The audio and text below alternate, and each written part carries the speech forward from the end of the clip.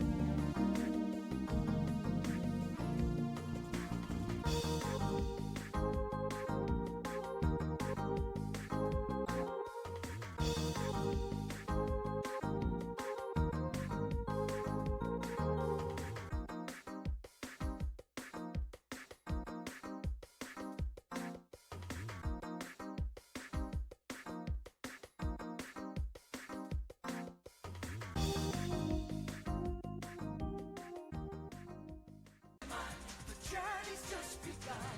Pokemon, more the better. Pokemon, Team Rocket's on the run. Pokemon, we're friends forever. You've got the power right in your hands. They'll evolve before your eyes.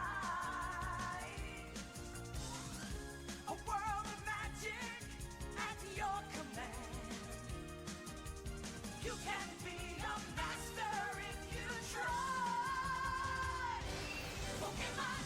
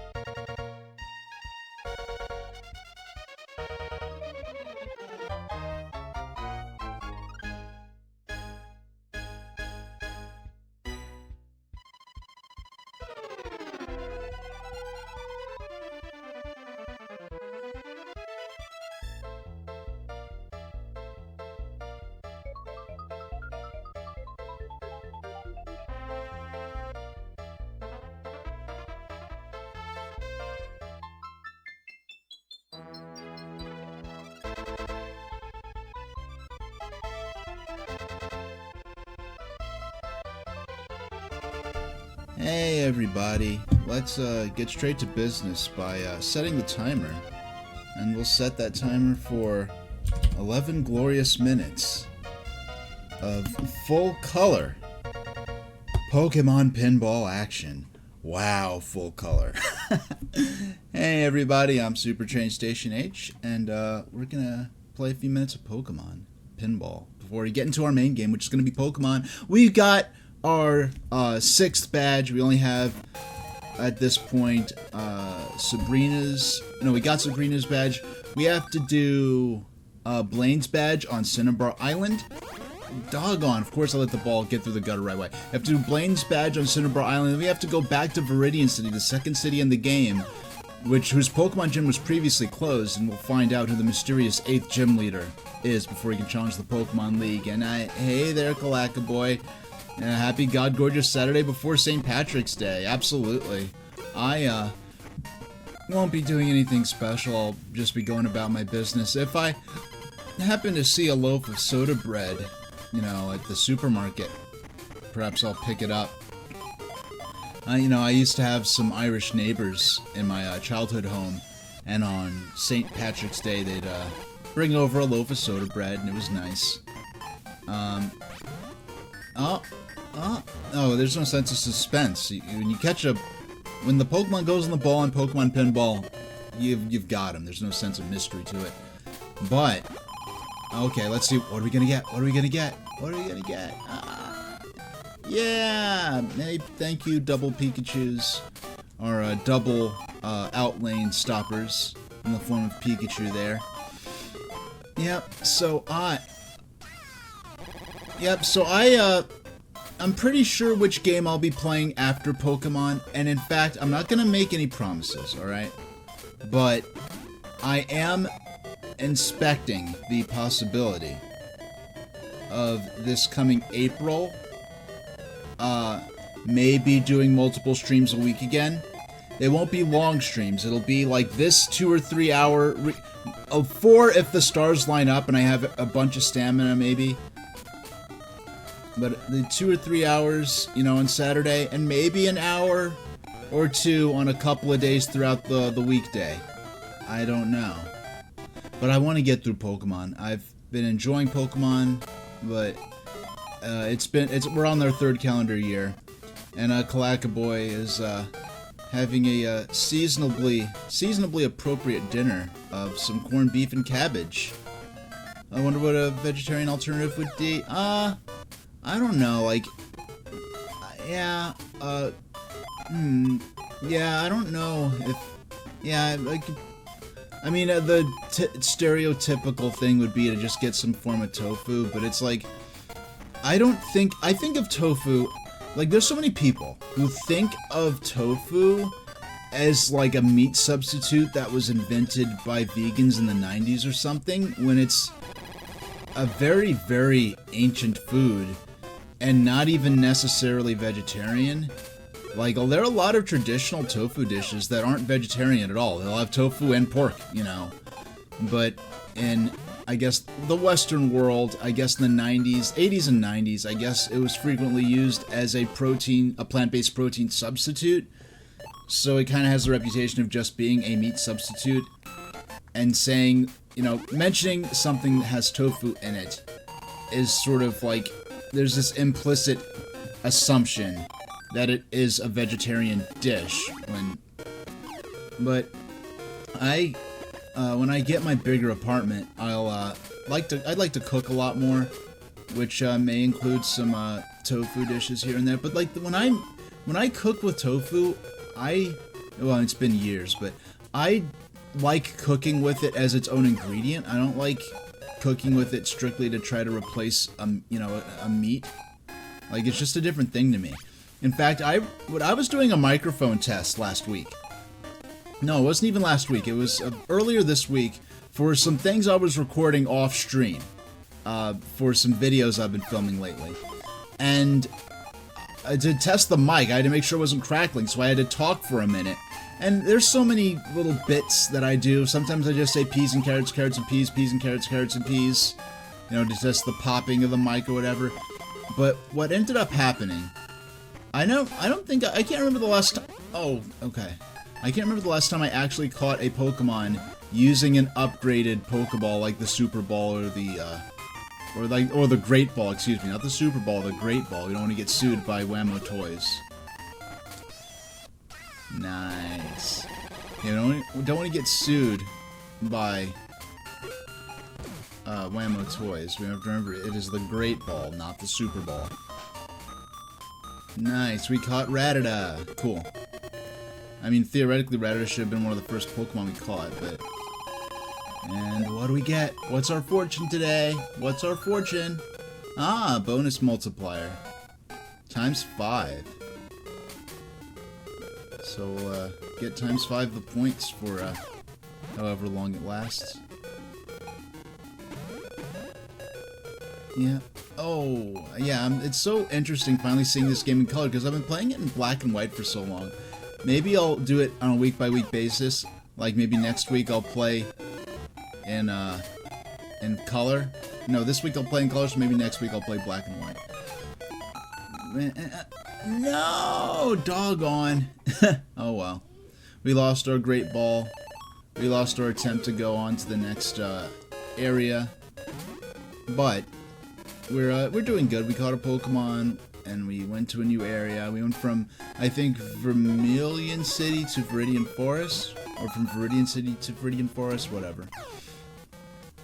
But, yeah, I do know what I'll be playing once I'm done with Pokemon. I might do multiple, you know, I think perhaps the solution for me is to do multiple, like, 90-minute streams each week. I think I could do, you know what? I'd say, let's stream till 6:30 and see how I feel. Because if I could stream till 6:30, and I don't want to end the stream at 6:30, just till my first break. If I could stream to 6:30 without a break, you know, reasonably, then what I would like to do, maybe I could do a 90-minute stream a couple of times during the week, the work week, or what would be a typical work week for most people, because I don't have a typical schedule, and maybe a little, yeah, like, because that's like, people who have, like, you know, daily hour-long television shows, that's like an hour a day, and it's, you know, I'm just trying to find a format that works for me, but, now, Clockboy in chat, oh, hey there, Azurest, I missed you, sorry about that, how you doing? And Clockboy in chat saying, for some reason, St. Patrick's Day is a holiday that Charles Schultz skipped when it came to his holiday peanut specials. Yeah, so St. Patrick is Catholic canon, I believe, and Charles Schultz was, you know, a Catholic lifelong, I believe. So yeah, it's interesting that that just ended up not quite happening. And Clackaboy is saying that they can imagine Charlie Brown getting pinched for not wearing the right shade of green. Yeah, by probably Lucy and Lucy and Frida and all those other girls that bother him, but not Peppermint Patty, who actually does sincerely like Chuck, as she calls him. But she also like has a crush on Snoopy and doesn't understand that he's not a kid with a big nose and that he's a dog. So who knows? Yeah, that was like that whole arc of like Peppermint Patty realizing that Snoopy is a dog and not a human child is one of the arcs of the Charlie Brown and Snoopy show that I have on VHS recorded off of TV back in the day.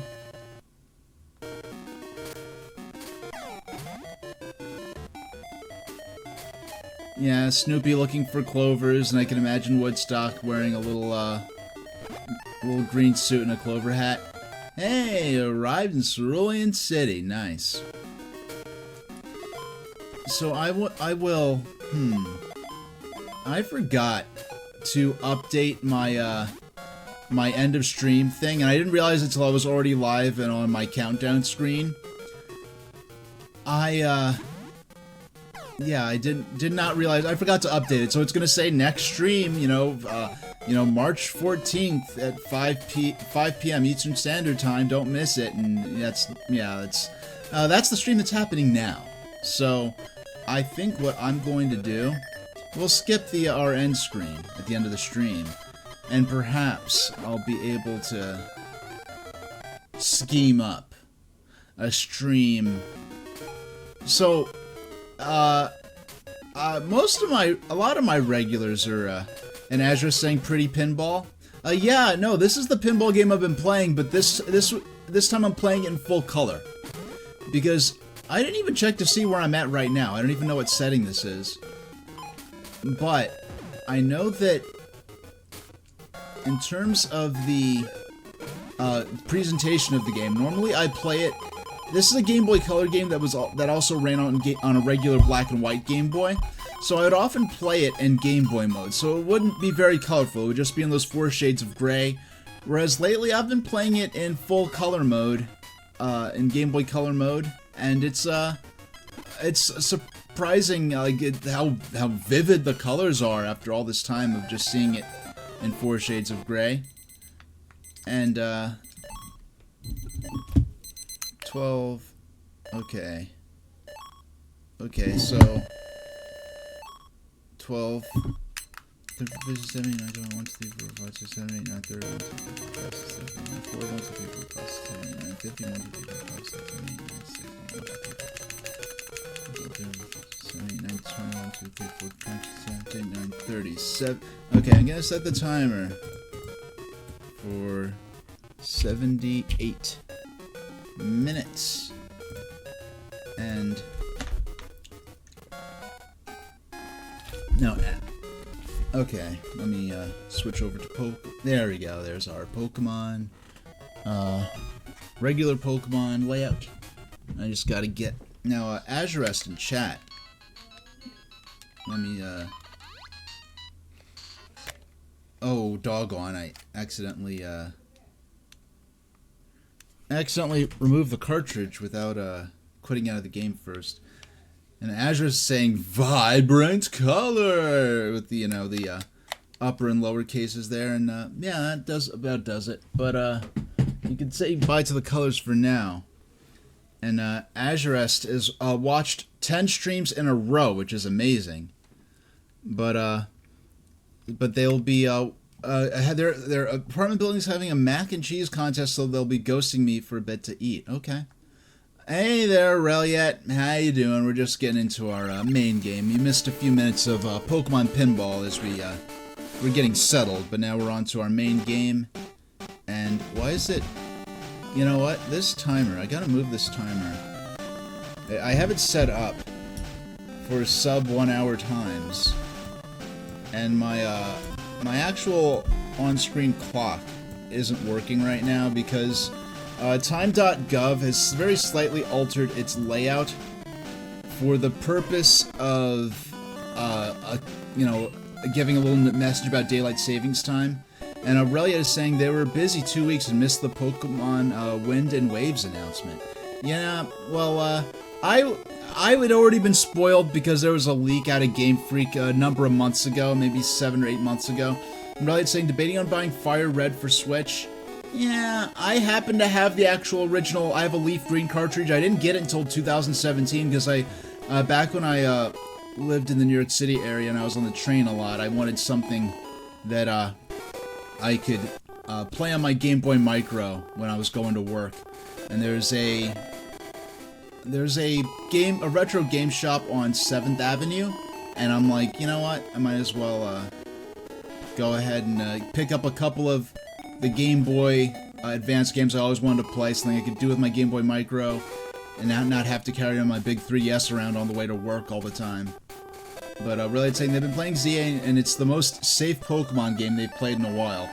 You know, it's this frustrating balance where it's like, okay, Game Freak, I want you to try something new, but when the last time they tried to be ambitious, they weren't given enough time to do even the most rudimentary quality control with Scarlet and Violet, and I would say that absolutely that Scarlet and Violet were the first Pokemon games I ever personally, well, the first triple A games, right, that I ever played, where I was actually offended, like, what the heck is with this quality control? Like, this is the stuff that Nintendo fans used to make fun of when AAA Xbox and PlayStation games shipped like that, saying like, that proves better graphics and more powerful hardware don't make a better game. And now when it's Pokemon that's doing the same thing, it's like, oh, how dare you? You have such unreasonable expectations. They're trying their best. And it's like, yeah, okay.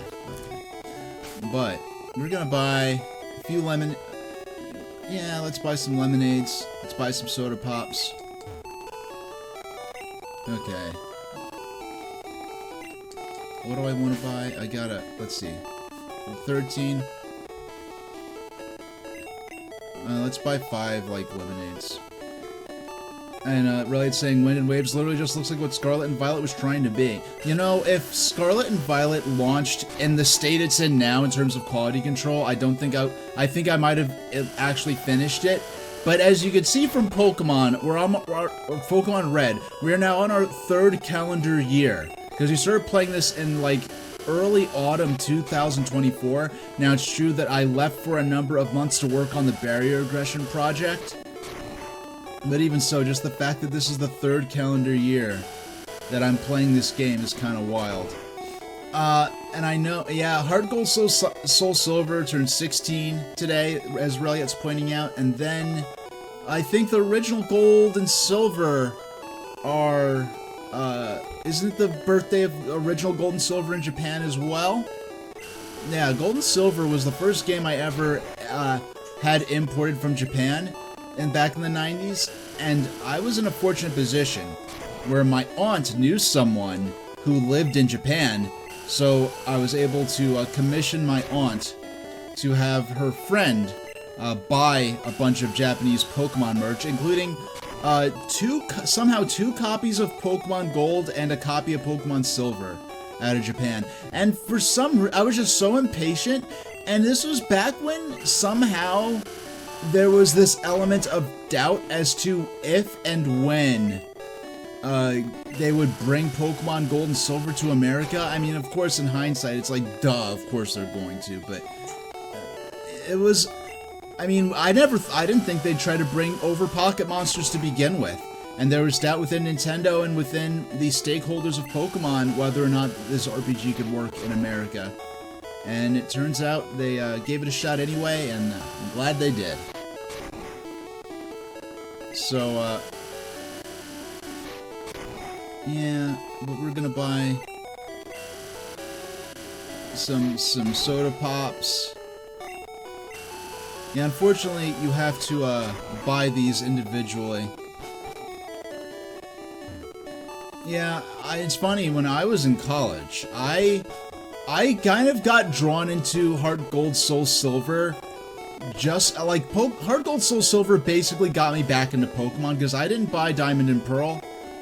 And yeah, Diamond and Pearl were not as like ambitious as what I would have wanted from a DS Pokemon game. Pokemon Black and White filled that role later.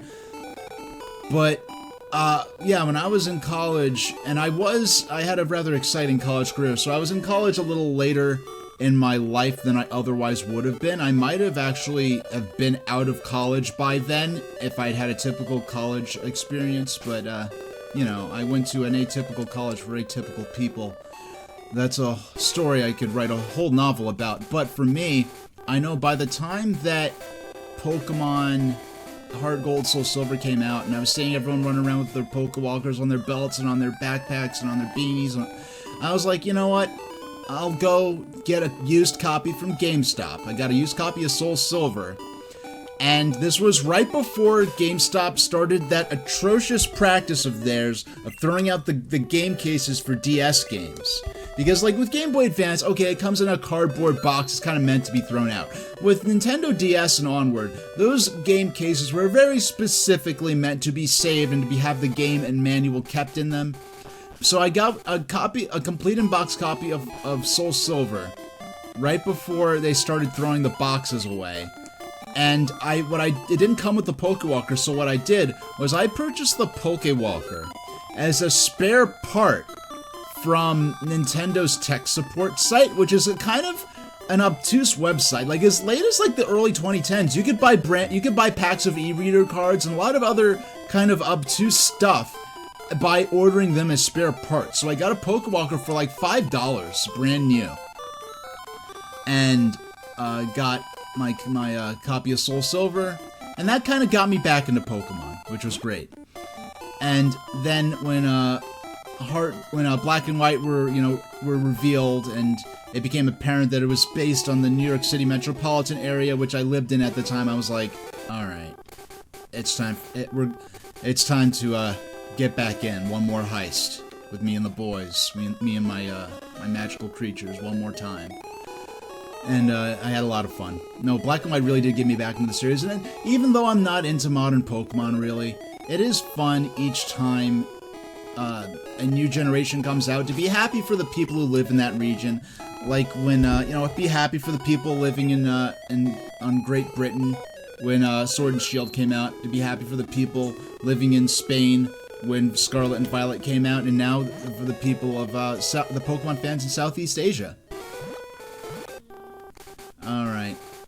Alright, it's time. Do we have... Yes, okay, Gyarados knows Surf.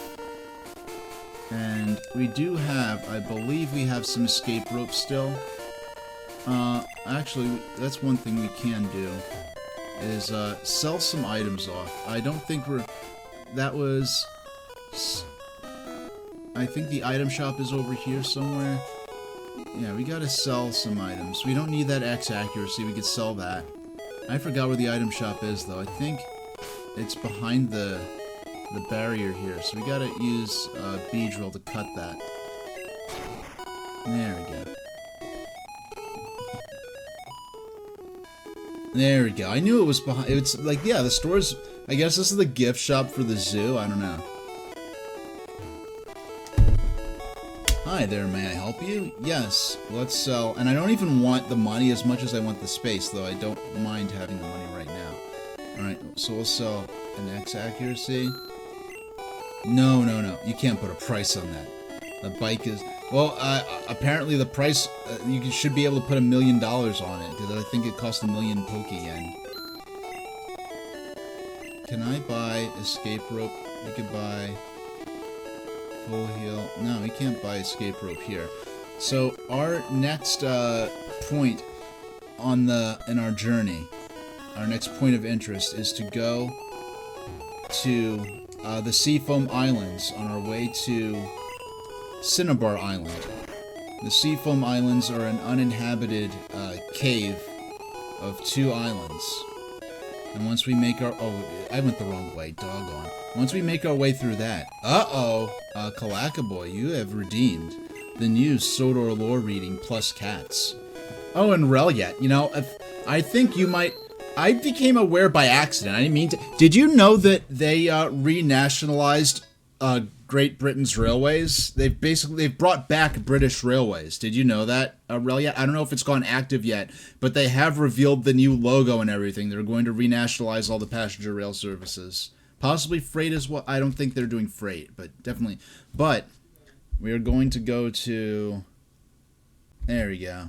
You know what? There has to be one thing I forgot. And I forgot to get out my PDF file that has all my documents in it.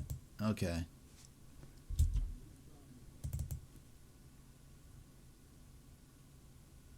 I usually have this open. I forgot for once. Okay.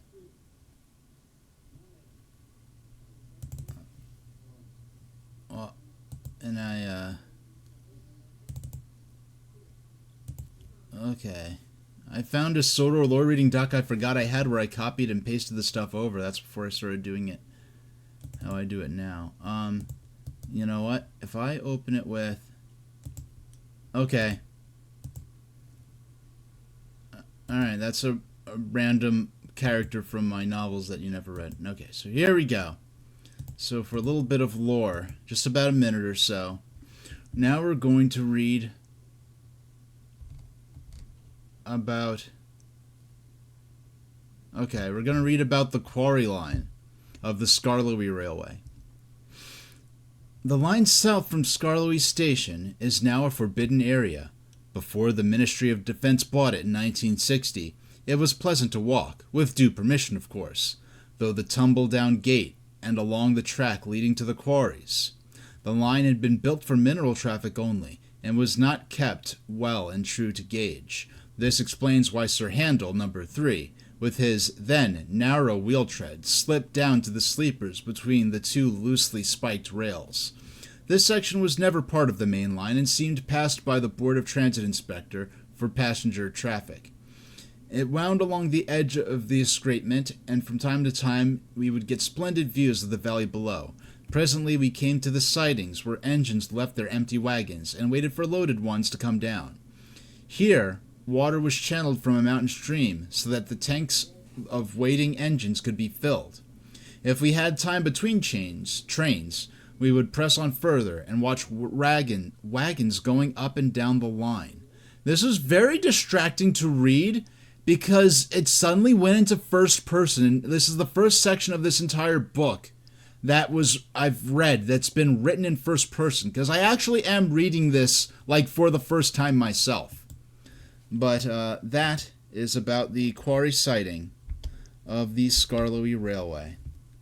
So thank you, Kalakaboy, for redeeming your valuable XLO tokens. the inflation-free, non-legal tender digital currency of the future on the Sodor lore reading. There we go. Now, there we go. Just drop that back in the dock, and we're good to go.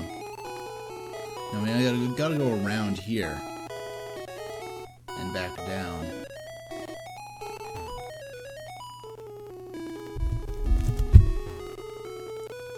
Oh wait, did I get the wrong idea? Was I actually just... Okay, no, never mind. Alright, I confused myself for a second. Alright, we'll save right here. 43 hours in, and I don't think I've actually, like, messed up in terms of, like, leaving it on and then saving. Have to warm up before my swim. Uh-oh, it's a challenging Pokemon trainer. Or it's a Pokemon trainer who's challenging me. As to if they are actually challenging, you know. That's another story. And Genticool and Jigglypuff. We'll use... Yeah, we'll start off with... Man, I'm 8 levels over-leveled. Okay, whatever. Now we're wrapped for a few turns. We gotta wait till he breaks out in order to get back into the fight. Enemy Tentacles attack continues. Alright. I don't feel like doing that again. Hopefully this puts them to sleep. They use Poison Sting, and doggone it, of course he gets put to sleep. Of course. Now there's only... Now as for... I'm waiting for Horn Drill and Body Slam. Yeah, I believe. Hold on. Actually. Alright. Yeah, I wasn't expecting a... No, and Claggerboy saying, any chance in having the advanced controller drop in for a minute or two in the near future? He's always entertaining. I'll tell you, I have very concrete plans for the continuation of the lore of my stream.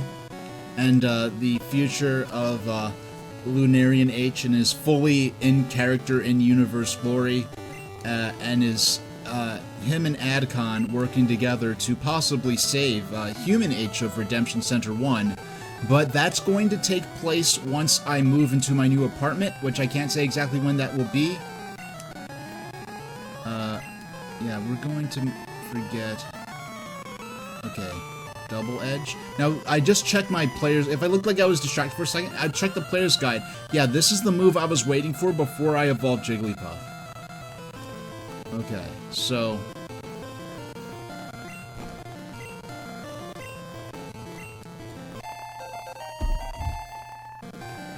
Okay. So, let me just make sure...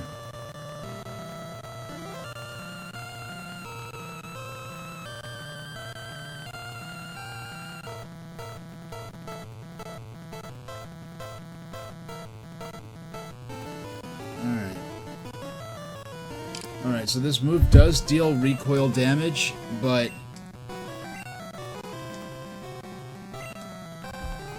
Okay.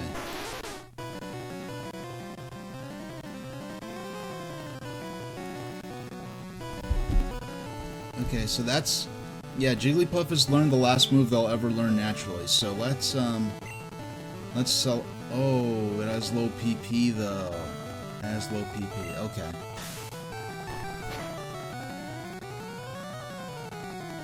Alright, but the recoil is not that bad. In addition to the poison damage, it's a little rough, though.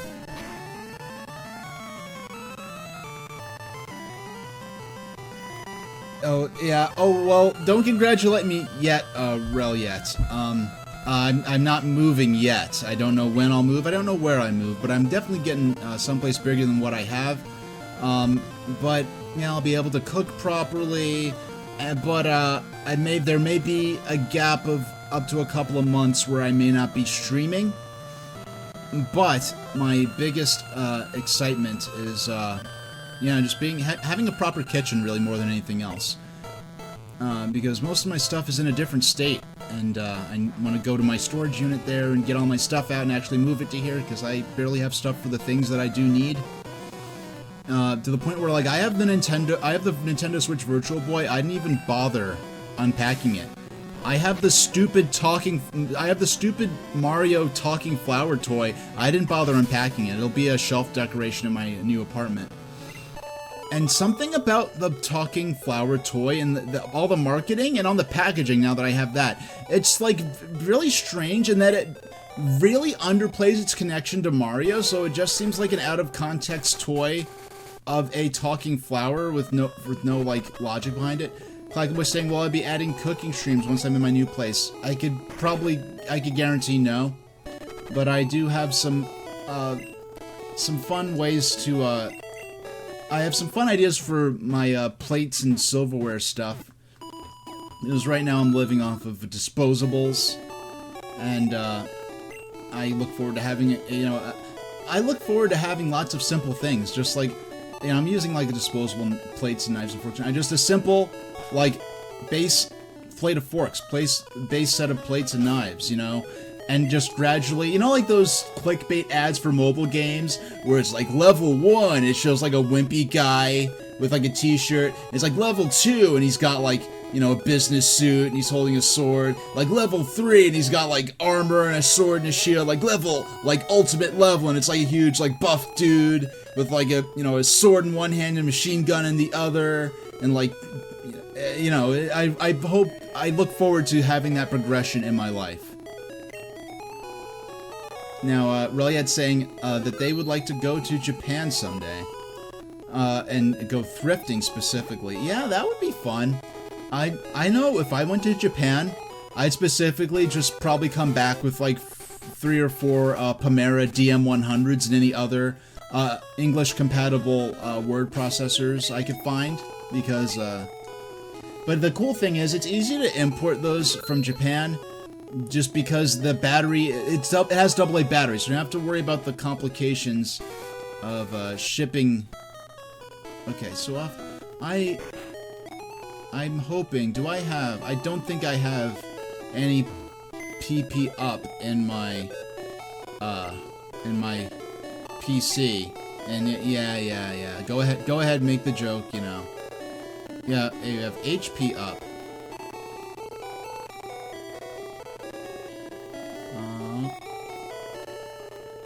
Protein, full restore, max revive, calcium. Yeah, we don't have. Yeah, those max revives and max potions, and the full restore, we're gonna save those for. Yeah, we're definitely gonna save those for the final challenge of the game. So until we have HP up, we don't have PP up though. But one thing we will be getting now. It's time to withdraw. We've had these on store for a very long time. It's time to get out one of our moonstones. Withdrew moonstone, and it is time to evolve our Jigglypuff. There we go. What? Jigglypuff is evolving!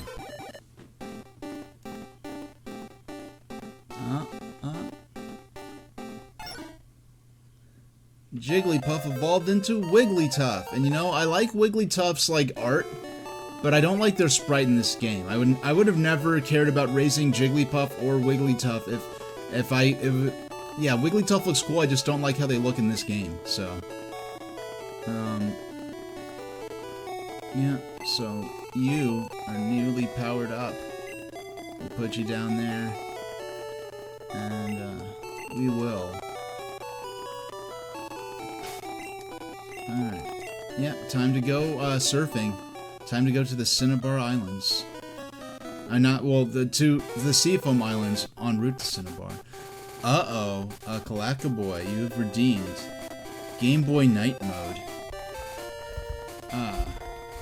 For how long? For 20 minutes. So as we go into the deep blue ocean. Okay, of course we'll drop our GB Night command to inform those unfamiliar with the illustrious lore of the Game Boy Night system as it exists in Lunarian H's timeline and history. Wait, you will have a heart attack!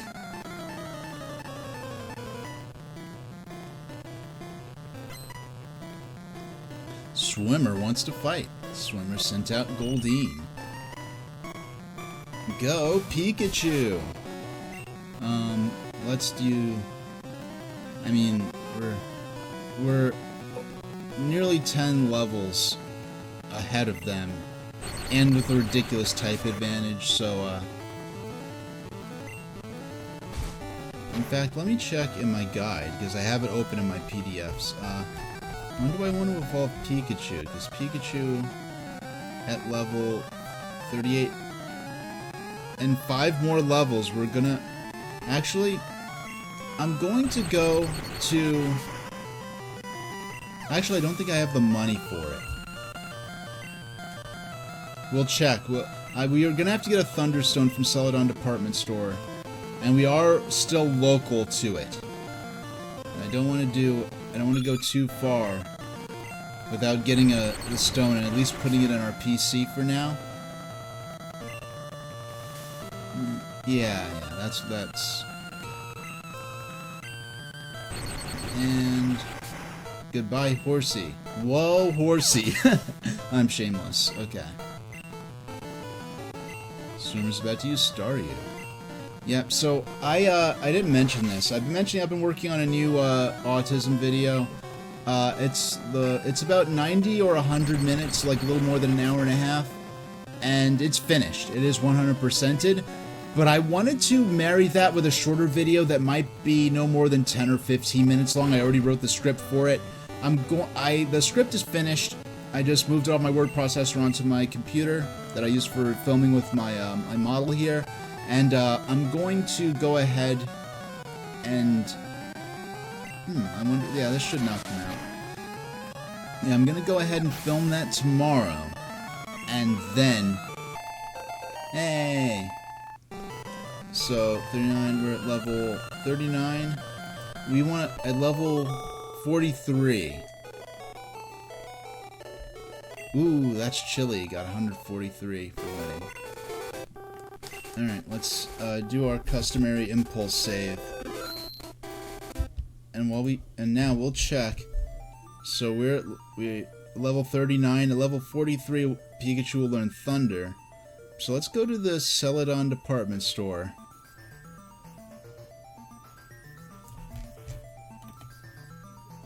Okay. Saffron City, we just finished that.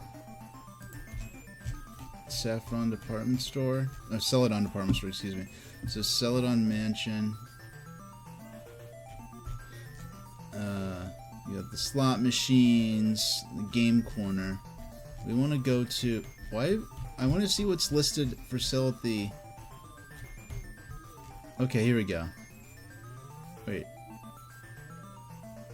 Oh wait, no, that's the...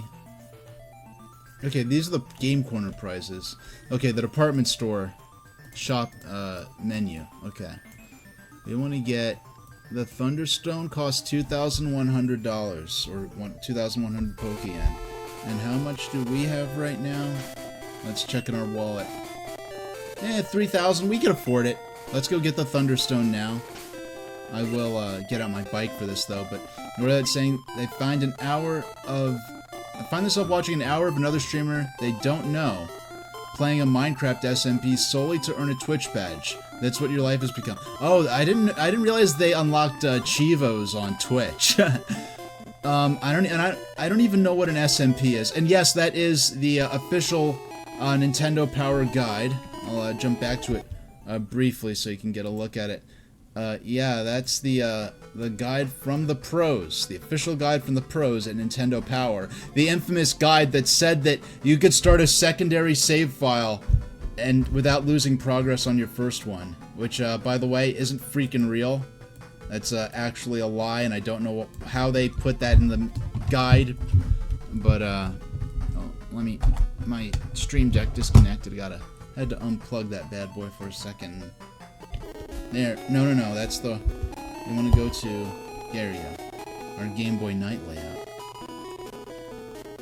Yeah, and I don't have a Pokemon with Fly, and my strategy really isn't conducive to teaching a Pokemon Fly. But fortunately, even though it's slow goings, it just so happens that Celadon is directly north of here. Oh, survival multiplayer. Oh, when I don't see them anymore. I never even clicked on them. That's probably why I stopped getting served them. Plus, it's probably not a fad anymore. But I know for a while I was seeing lots of Minecraft Hunger Games videos back when the Hunger Games movies were first coming out. Is that survival multiplayer? Is that what that is? I want to build the city that, well, I mean, Lunarian H, you know, in lore, is from New York City. But he is from a particular district, a particular neighborhood in New York City, which is fictional. And I would like to build it. I wonder if SimCity would be conducive to building it. I'd love to see how that would work out. But we're gonna go up. But, Reddit's saying that they feel like they should invest in a Stream Deck, but they've been saving all their money for a proper PNG and eventually 2D life model. I'm gonna tell you, Reliet, I don't know if you've heard this before. I didn't get a Stream Deck. And mind you, if you're okay with having like a dozen like diehard loyalists, then I could tell you maybe how you can get there if you want to actually be successful as a streamer in a typical sense. Probably not the best source of information possible, but I didn't have a Stream Deck for my first like year and a half, or nearly 20.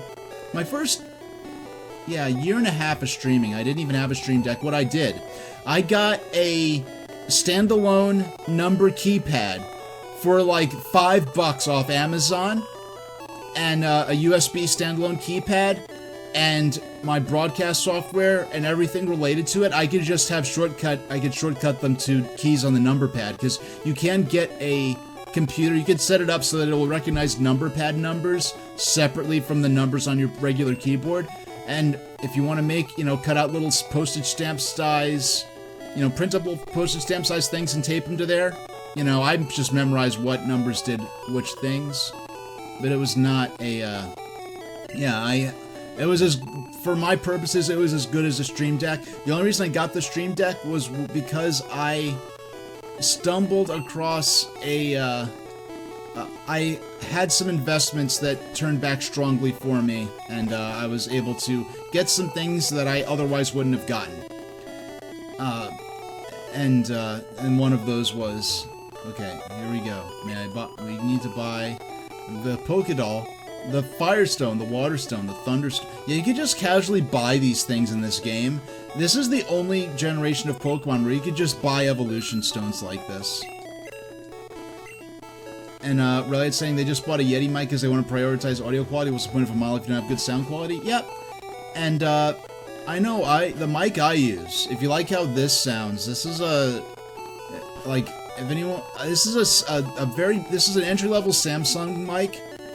A Samsung, not Samsung, Samsung mic that I've tuned a bit and using voice meter. You do not need to have. And before that, I had a Yeti Snowball, like, for years. And it was great, and it worked fine.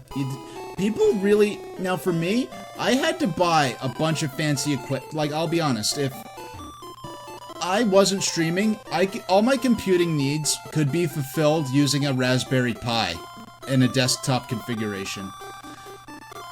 But because I stream, I had to buy my first ever higher-end computer. And when I say higher-end computer, I mean back in 2020, I bought like a 7 or 8-year-old refurbished Office PC that had a video card and some extra RAM installed in it. Then I had to add a USB-C port card to it that I had to purchase separately.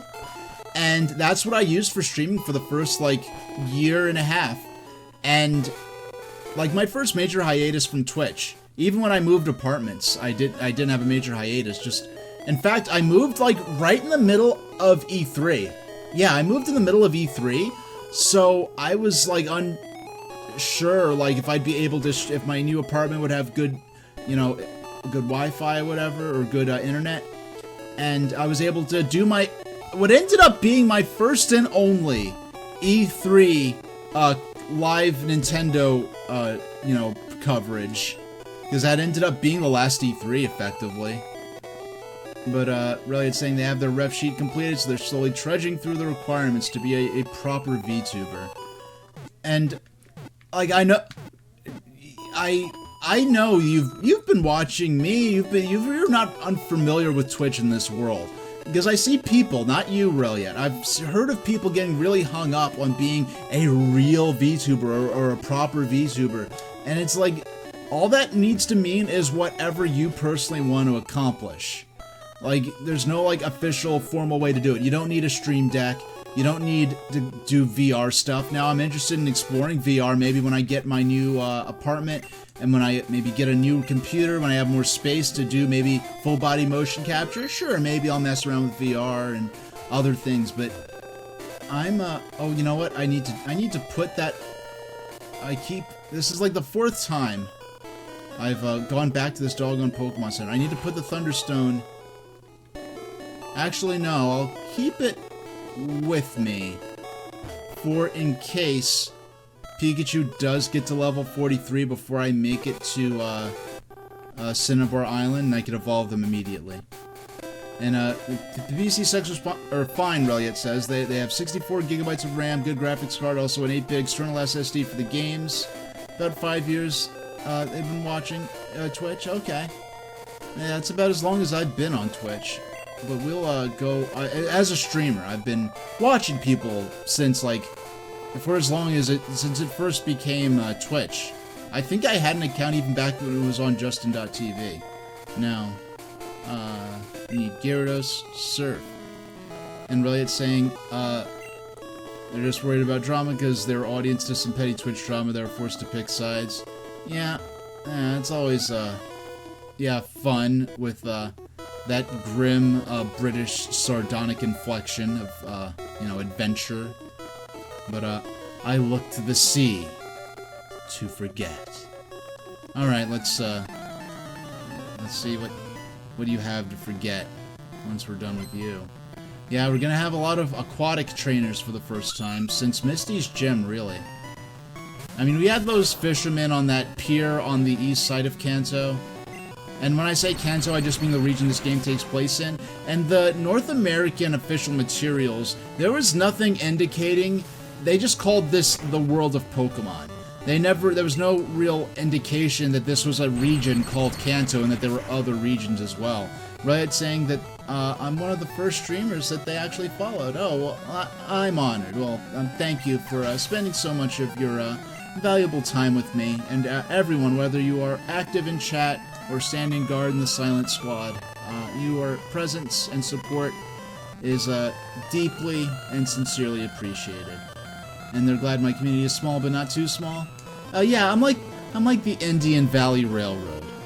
We may be small, but we're nice.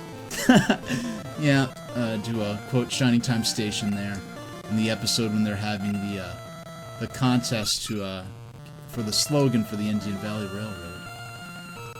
But let's swap out to. Excuse me. I don't want to check your stats. I want to launch you into battle, and I keep checking their stats instead. And I've run. I'm focused more on my games right now, and Reliet, I don't know if you were there in chat at the time, but I'm saying, I'm on my 3rd calendar year of playing Pokemon. I want to finish this up and move on to other things. If I can never buy another game again, I have a lifetime of gaming material that I want to cover on Twitch, just with my current digital and physical collection. And I think, my streams on Saturdays tend to be 2 or 3 hours, maybe 4 if I'm feeling super excellent. I'm thinking, you know what, why don't I do a couple of hour and 15-minute streams, like, during the week? I have the time, I have the flexibility, because I don't, adhere to a typical work week. So I'd probably do it at 5 p.m., same time as my Saturday streams. I will, like, arbitrarily, I'm just gonna say, I'm gonna do an hour between an hour and an hour and a half on this coming Thursday. I'm just gonna throw it out there, just out of nowhere. We'll see how it goes, because I want to have more time on, live time, but my stamina doesn't do well with doing these long streams, in terms of, I guess, I don't know if it's a spoon thing. Another thing I look forward to in my new apartment, I already have a stand-up desk. It's in another state in my storage unit. I look forward to setting that up for my streaming. But let's see, Gyarados, Wigglytuff. Yeah, how about we'll make Nidorino our main guy that we're raising for now, and move on. Yeah, we have in this track, we have this waltz. Dun dun dun dun dun dun dun dun dun dun dun dun. Yeah, it's like it's a waltz that's structured incredibly similarly to the underwater theme from the first Super Mario Brothers. And this guy loves swimming. What about me? Well, I guess my Pokemon love swimming. Swimmer wants to fight. Swimmer sent out Poliwag. Oh wait, you know what? It just occurred to me, we have to teach strength to a Pokemon, don't we? Okay, so yeah, we're gonna need that inside a Seafoam Island, but for now we'll focus on getting through. Yeah, let's see if we can poison them. Ah, doggone. Fell asleep. Are you kidding me? You fell asleep, kiddo. Now you're getting slapped around. What are you doing, kid? Okay, let me get up my Poke Flute. I hit 3 times, and he's still awake. He's still asleep. I'm yawning myself. Yeah, so the Poke Flute, and it never occurred to me, or at least I completely forgot, the Poke Flute does not allow, you can't use the Poke Flute to wake up Pokemon in your party. It only works in battle, though. So let's, Poison Sting? Yeah, let's... Alright, critical hit. Enemy Poliwag fainted, got 495 experience. That's in that Poliwhirl. And there he is. Poliwhirl, I believe, is one, at least of the Generation 1 Pokemon, Poliwhirl is actually Satoshi Tajiri, the sort of chief conceptual architect of Pokemon. It's one of his favorite Pokemon, so it was heavily featured in a lot of early production material. Alright, so... not quite. Oh, of course you're gonna fall asleep. Gonna make me get this thing out again? Come on. Alright, at least my cursor's already on there. We're ready for this. This is what we're built for. No! Doggone. Again? Really? Alright, that's fine. We'll just keep, That's the nice thing about Poke Flute, it's doesn't go away. You can use it infinite number of times.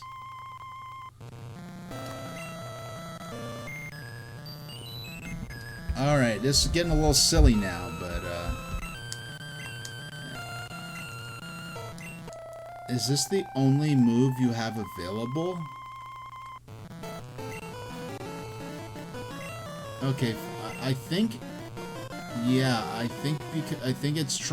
There's a silly programming reason. I think I understand what it is, why it keeps using hypnosis like that.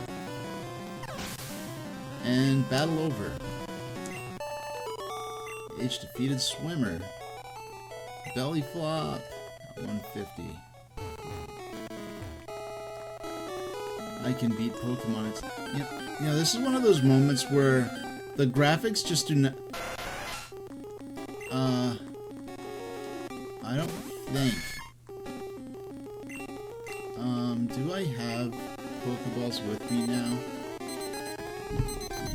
Alright, we have, perhaps to the great relief of some, we have finished our Game Boy Night redeem, and we are now back in regular mode. Where is? We don't have Pokeballs of any kind anyway. You know, I don't care about catching Articuno. Yeah. If I don't care about catching Articuno, maybe I could use it for EXP. Yeah, it's a very highly unorthodox, but let's see. Yeah, let's just run. He's underleveled. He's not worth the effort in terms of the EXP we'd get. We do want to switch. Only Gyarados and Nidorino are still at level 38. Wow. We're chugging along in terms of our level progression. I tried diving for Pokemon, but it was a no-go. Well, I just found... If you can't find... He's basically literally saying that he can't find fish in the water.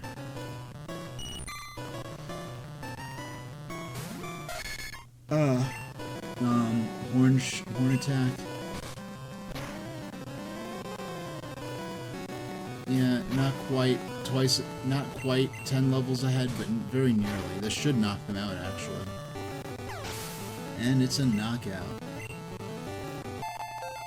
Nidorino grew to level 39. Swimmer's about to use Shelter. Will exchange Pokemon? No. Now.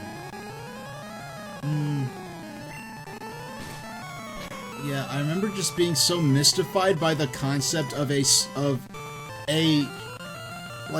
Slowbro had a Shelter, what was said to be a Shelter on its tail, but it looked absolutely nothing like this Shelter. This Shelter is a bivalve, like clamshell type Pokemon, whereas the Shelter that is on Slowbro's tail is like a spiral shelled, like conch type Shelter that is not explained, and in the anime they explain, oh, it's just like when Shelter bites Slowpoke's tail, it becomes a spiral Shelter, and the Slowpoke becomes a Slowbro. And it was, you know, I never specifically thought about Slowpoke and about Shelter and Slowbro when I came up with Doorworms and later Lunarians to go with them, but I wonder if the idea of having a symbiotic like creature living on a larger creature's tail, I wonder if that may have been a subtly sort of culturally osmosis into me through Pokemon. And I'm gonna tell you, I created Lunarians and Doorworms like 24 or 25 years ago. I never considered that, hey, like, Lunarians have Doorworms on their tail and Slowpokes have Shelters on their tail. I never considered that connection before. Yeah, let's go. Yeah, Seaking, you just look like a big fish with a horn. Because that's literally what you are, a big fish with a horn. But, let's see if we can poison him.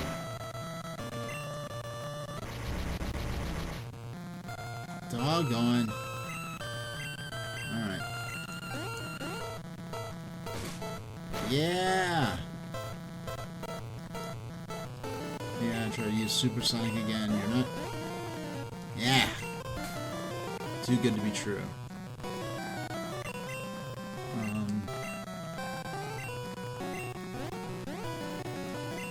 Yeah, oh, come on. You're not going to lose to... You go... No! Oh my goodness. We are really in this timeline. We are in this timeline. We're freaking... You lost to a Pokemon that is 10 levels below you. And now I have to avenge you. With Gyarados. Age defeated Swimmer. Help! 145. Cheapskate. Got $1.50 for all that. This freaking revive I'm gonna have to use costs more than $1.50. Do I even want to? No, I'm actually going to make my way back to the Pokemon Center.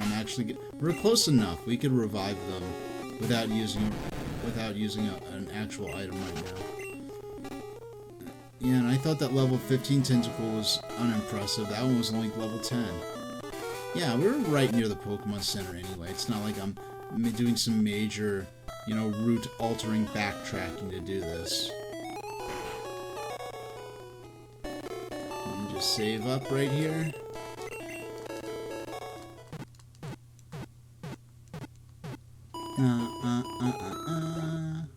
Okay. Thank you, your Pokemon are fighting fit. Yeah, so after this stream, we are going to when I finish Pokemon Red, we're gonna do at least one stream of Pokemon Stadium, because it's on the Nintendo. Reliat, I don't know if you thought that. I know you're talking about getting maybe getting Fire Red or Leaf Green for the Switch, which, unlike most retro games, are like actual a la carte purchases and not just part of the Nintendo Switch Online subscription plan. I know there's concerns. Apparently, there are concrete gameplay concerns about virtual console features being used to create strong Pokemon that can then be transferred to the modern games. So, I could kind of, more so than in most cases, I kind of understand the reasoning behind making them sort of the modern equivalent of virtual console titles instead of, with a very high-priced virtual console titles at that. But I do think the fact that it's Fire Red and Leaf Green, I believe what that signals to me is that Fire Red and Leaf Green are the oldest versions of the original Pokemon games. Released for the 32-bit Game Boy Advance rather than this original 8-bit Game Boy game. And for those not familiar, Fire Red and Leaf Green are remakes of this game right here, Pokemon Red. And Red and Blue, or Red and Green in Japan. I feel as though Game Freak and the Pokemon Company, for marketing purposes, I think they've determined that Fire Red and Leaf Green for Game Boy Advance, the 2004 remakes of these original 1996 Game Boy RPGs, are the oldest versions of the original games that would be palatable to a modern gaming audience.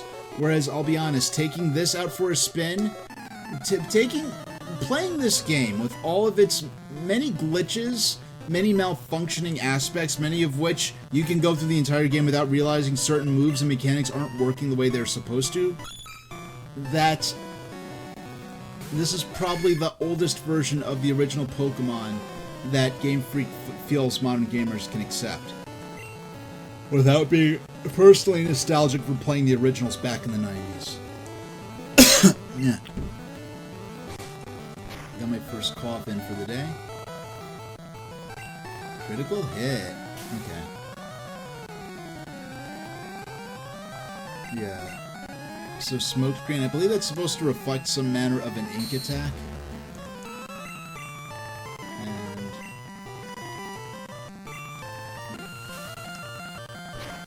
And we got like 1 HP left. Come on.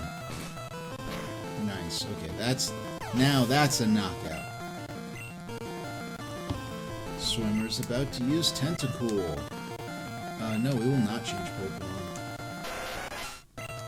And yeah, poison. There are poisons and water type. They're not going to get poisoned. So we'll use Focus Energy once. Man, they're all the way. They're not even. The fact that these guys are in their level 30s, it's like. And you know what? I want to tell. It went away now. Hopefully they have another Tentacool. Yes, they do.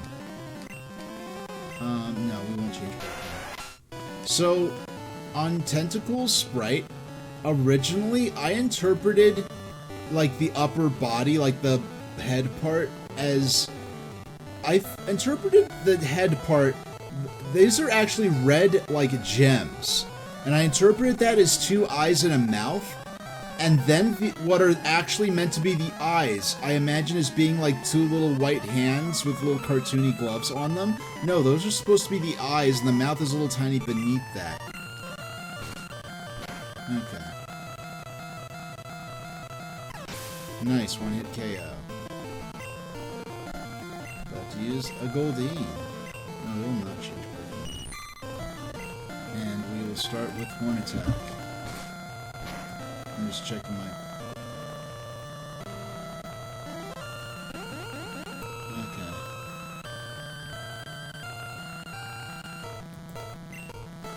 Okay, we're going to continue on to at least 41. We may not end up evolving Nidorino until level 50. I'll do the reading on whether or not their final move that they learned, because once I evolve to Nidoking, they're not going to learn any more moves, so I want to wait until then before I evolve them. Which is another Moonstone evolution. I see a couple of islands. It's not some secret, like the Seafoam Islands are just a known fact of reality. It's not like Mirage Island in Pokemon Ruby and Sapphire. Oh, you know what? I'll tell you what. Well, forget it. First off, I wish they put Pokemon Ruby and Sapphire on the Nintendo Switch, even if you had to pay separate like you do for Fire Red, Leaf Green. But aside from that, I have absolutely no business talking about which Pokemon RPGs I want to play right now. It's not sensible, it's not reasonable. We're not going to spend another 2 years. These waters are treacherous. Oh, you should see the waters in Johto. You need a special HM move Pokemon just to navigate some of them. But that's in the next game. Swimmer sent out Tentacool. Go, Nidorino.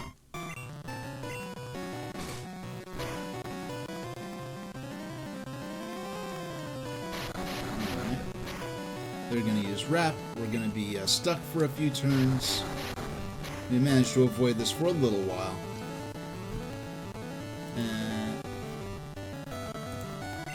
Now, Horn Attack. There we go. And Tentacool fainted.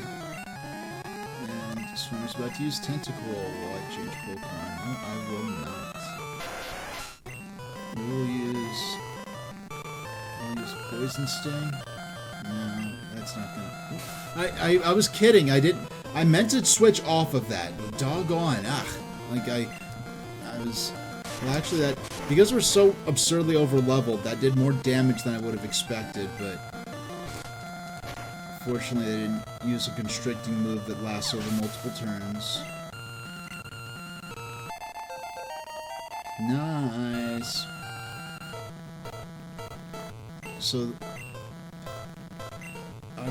in our next move, okay, we'll send out Gyarados next.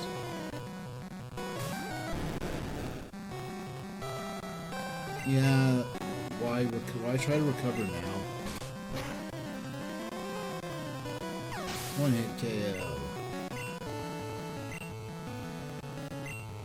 Let's use Horsey while they change Pokemon. No, I'm not.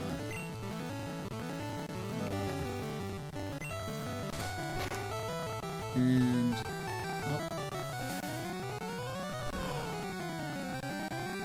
not very effective. Use Bite again and knock them out. So I'm just about to use Tentacruel while I change Pokemon. No, I will not.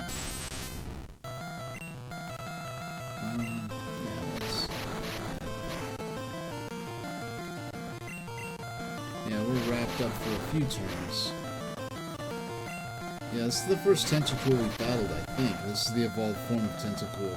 But this one, I clearly understood that those were supposed to... You know, in, like, Tentacruel, like, in the anime, the first time Tentacruel appeared in the anime, for some reason, it was depicted as this, like, colossal, like, city-destroying kaiju. And it's actually just, like, you know, a little bigger than a person. Not even as big as, like, a car. Maybe as big as an SUV. Certainly not as big enough to destroy a city by smashing buildings with its tentacles. Yes. Let's go, Overkill. Let's use Dragon Rage. And... There we go. Oh, actually that was not as radically powerful as I imagined.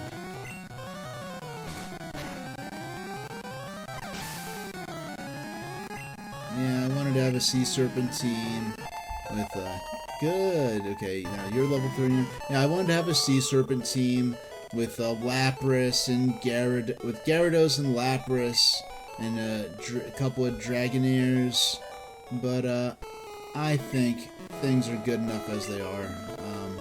Yeah, I don't have the time to raise a team from scratch to be suitable to fight the Elite Four with. Swimming's great. I thought it said swimming's great, sideburns aren't, but no, it said swimming's great, sunburns aren't. Alright, Goldie, level 30, versus Nidorino. Oh yeah, I forgot to swap out to Gyarados. Wow, it's funny, after all this, look who Nidorino ended up being, like, underleveled to being, like, went from being underleveled to being my first level 40 Pokemon. Bite.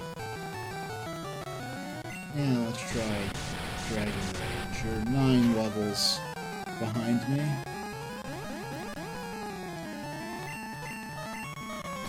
Yeah, there's one of the final bosses of the game.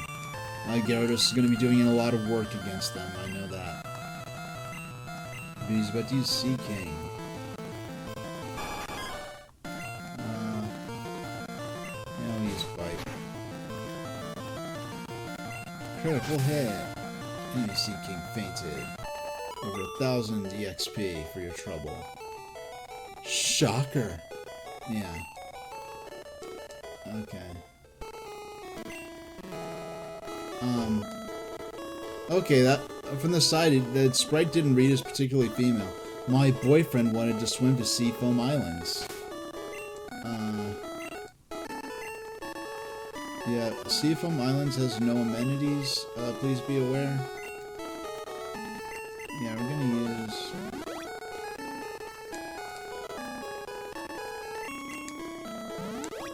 There we go.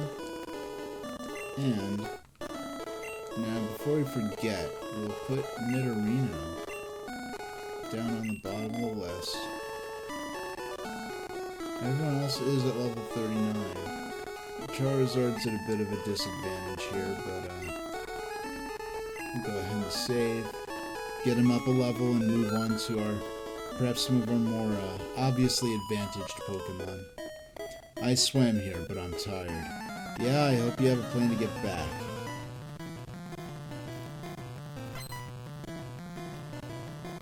He wants to fight. Please and Death Star you.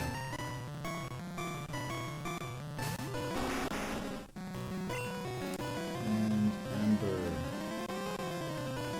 Slash, yeah. Somehow I don't think using fire on the water type, nice. Okay, that worked out great. But to use Staryu. Another one.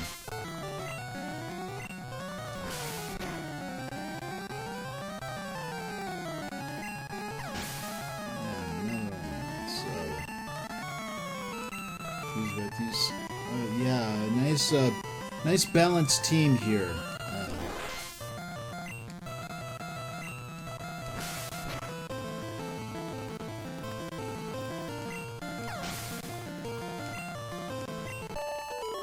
H defeated Beauty. I'm exhausted. Got 20-30 for winning.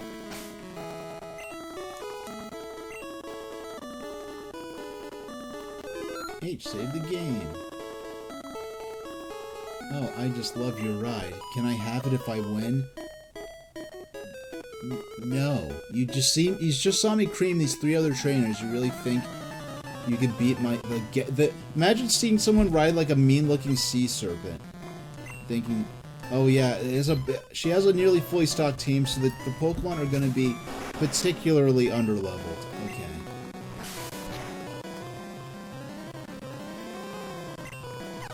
Critical hit. Yeah, this is going to be one of those battles that...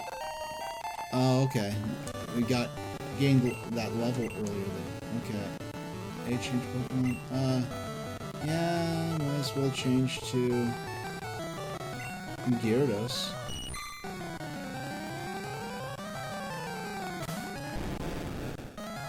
And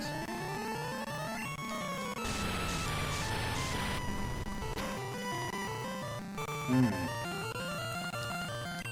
Yeah, if I had used Bite, I'm sure that would have been an OHKO, but I need to swap Dragon Rage. Okay, next time I'm in... I forget if I could do it in battle or not, or if I have to do it after the battle's over, but... Okay.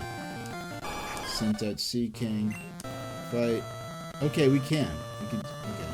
Because this is really has been our main damage dealing move, so... oh yeah, that's one thing about doing my hourly breaks that I'm not doing this time, is that I can get the ads out the way while there's no content going on, so anyone who's not a paid sub, of course, if I had the option to disable getting ads, if it meant that I wouldn't be getting any money from ad revenue, I'd happily take that, but that's not the world we live in, and but we'll live in the world we've got. Beauty sent out Goldeen. Critical hit. Enemy Goldeen fainted. You just gotta use Poliwag while I change Pokemon. Yeah, okay. We will just continue to tear through their team. No, I'm being really ambitious. I feel like I'm gonna try to stream Tuesday and Thursday. I'm being a total crazy go nuts. Tuesday and Thursday. Oh, I lost. Each got 1,890 for me. So we gotta switch Charizard down to... Yeah, we have Beedrill up on top now. And... we'll save. And keep going.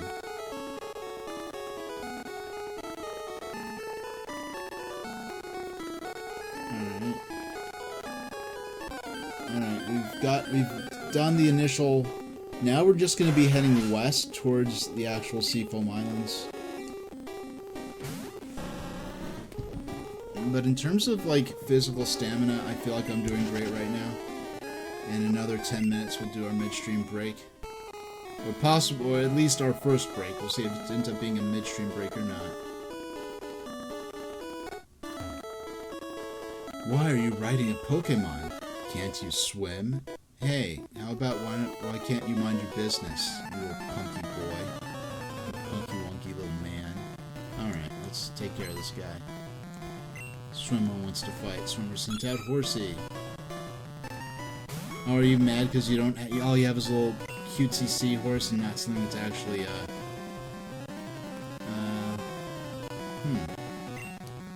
Let's see how this does. Okay.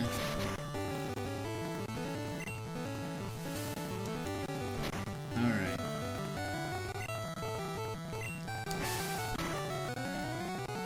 And knockout. About to use another Horsey. And we will not change Pokemon right now.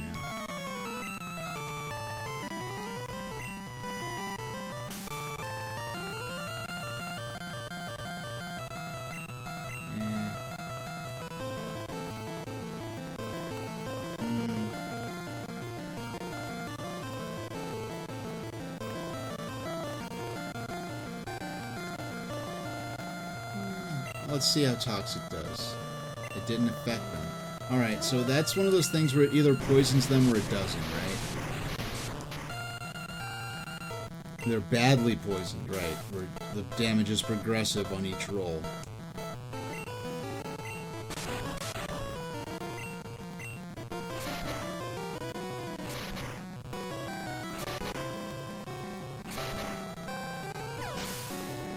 And they fainted. Use Cedra. I change Pokemon. Nah. Nice to see some variety on this team finally, though.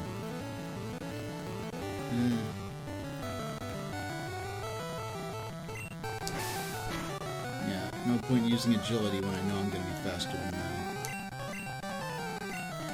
Is pin missing that? Oh, doggone, they missed. Okay.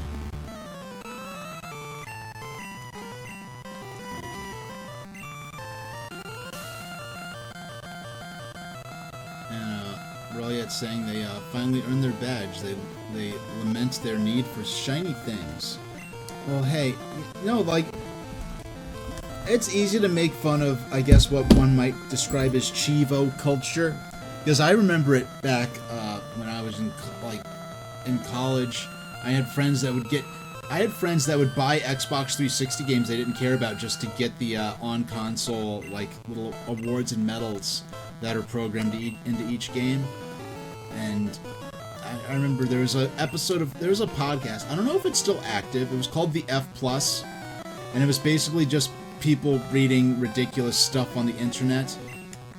It flirted on like most of the things they featured were like actually from awful or silly people, but they kind of flirted with this line where it's like, okay, at what point is this, like, you know, criticism or just laughing at funny things or criticizing bad people that are bad in ways that are amusing versus just like bullying?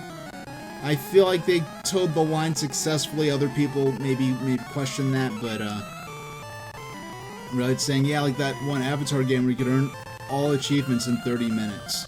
Yeah, like when they do things like that, I'm sure it's just because they were like obligated to put the achievements into the game, so they just put them in there for the sake of doing it. Like I had a friend who would rent games just to get the achievements in them and get their gamer score up, I think is what it was called.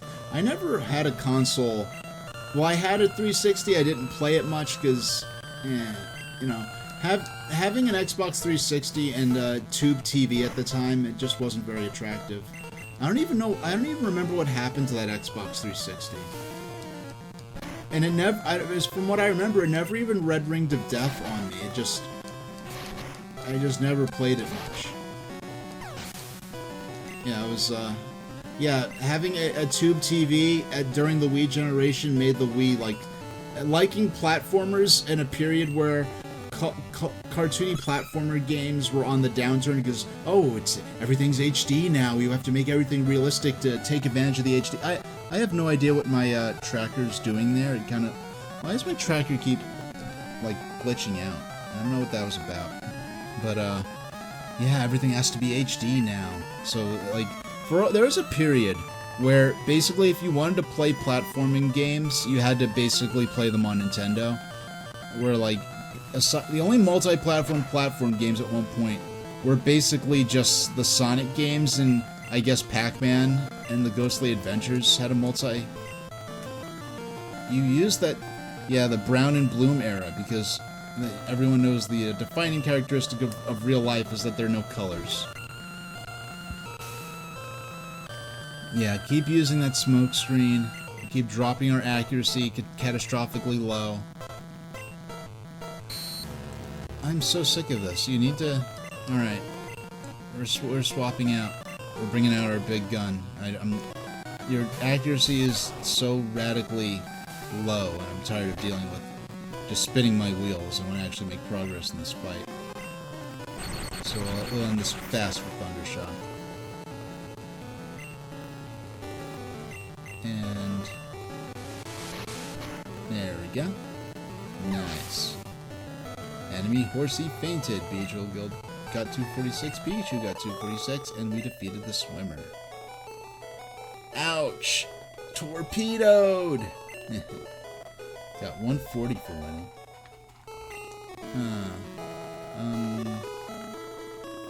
Yeah, let's heal him up.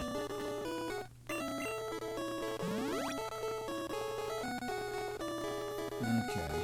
It's been a minute. We can save at this point.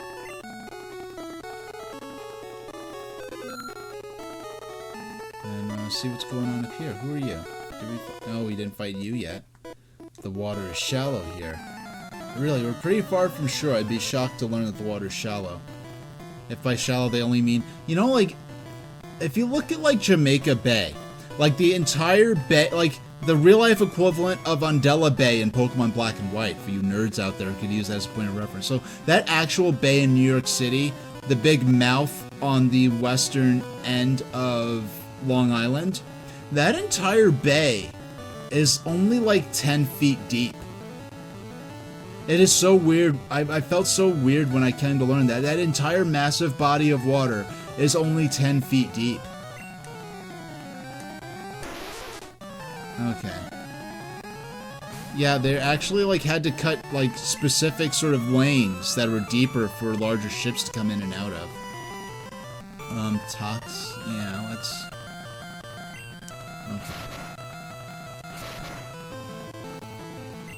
Hit the enemy 2 times. Oh, they're gonna bulk up with defense, huh?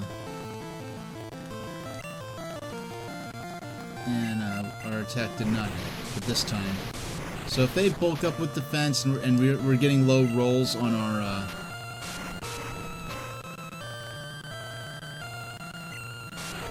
Yeah, and we're getting low rolls. Oh, this is a constrict move that lasts over multiple turns. And the one thing I the moment I remember, like during E3 2006 with the PlayStation 3 reveal. No, it was either 2005. The like sort of preemptive, the pre-reveal. Hey there, Anwasepi, how you doing? Oh, excuse me, Anpasewi. How could I? Of course, Anpasewi. How could I not? Of course. I feel silly for not seeing that. Yeah, Ampasewi. Yeah, that's, yeah, your name is, I like it.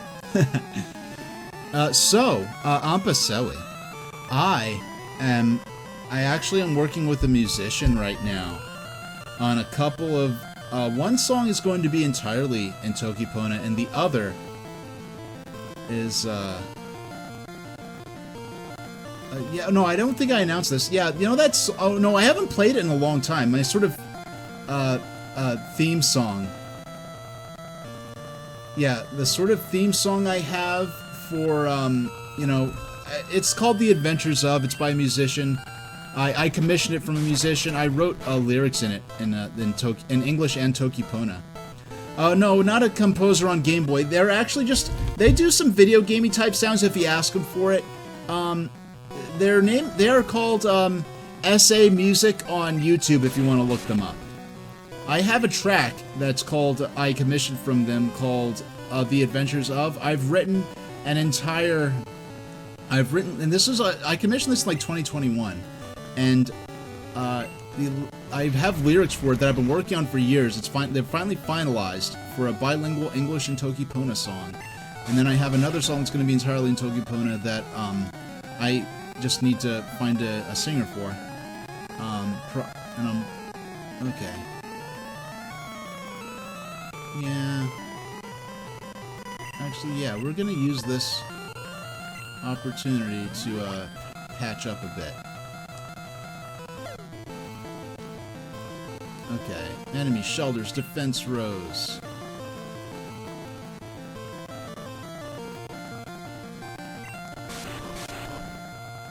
Uh-oh, okay, it's time for my midstream break. We'll finish this battle and do our midstream break. Will we change Pokemon? Nah. We'll be fine. But we will. Poison them with... No! They attacked themselves. Doggone it. Alright. Let's give it a shot. No, not again.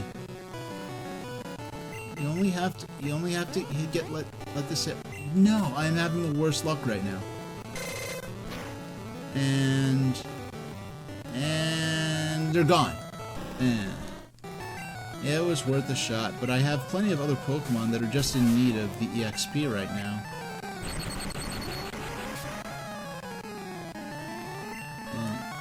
Yeah, I sure wasted that fresh water last turn, but go ahead and finish this off. And H defeated Swimmer. Splash! Got 155. I wish I could ride my Pokemon. See, I knew you were just jealous. So let's go back to the Pokemon Center. We will escape this Tentacool that will be attacking us here.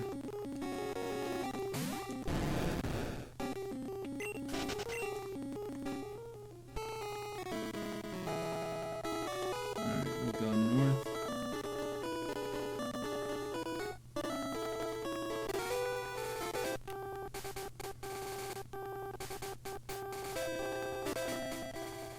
Alright.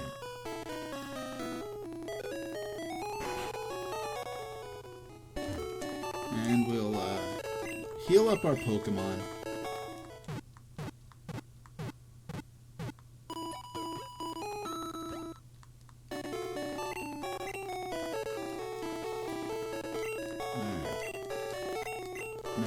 That's what I get for button mashing. But we'll save. We'll exit out of the game for the moment.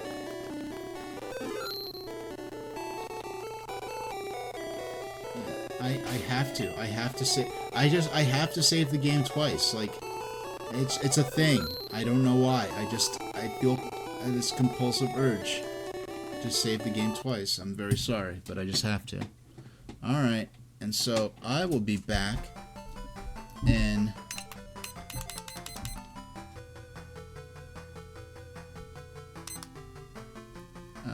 here we go. Oh no, okay. No, we need... So I'll be back in 8 minutes, then we'll come back for at least another 90 minutes of stream. And I will make sure I run an ad break so that ads don't interrupt our gameplay. I'll be back in a few minutes.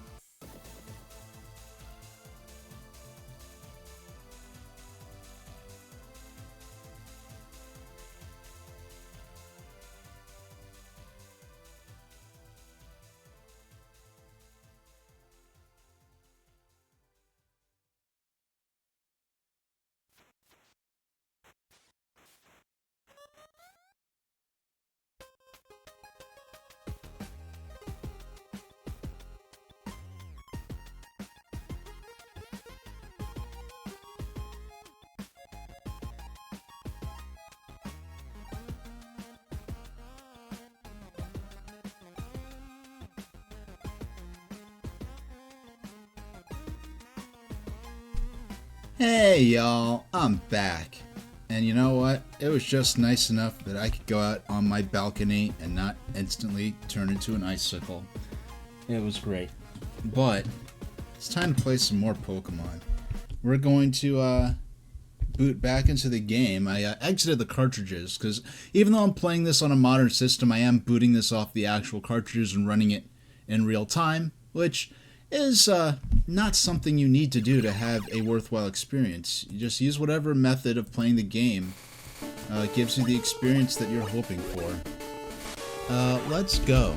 Let's dare to endeavor for another 90 minutes of this Ford Model T of Game Boy RPG. No, this is more like the 1970s Honda Civic of where it's like of RPGs. Like Final Fantasy Legend would be like the Ford Model T of 8-bit RPGs in terms of the Game Boy.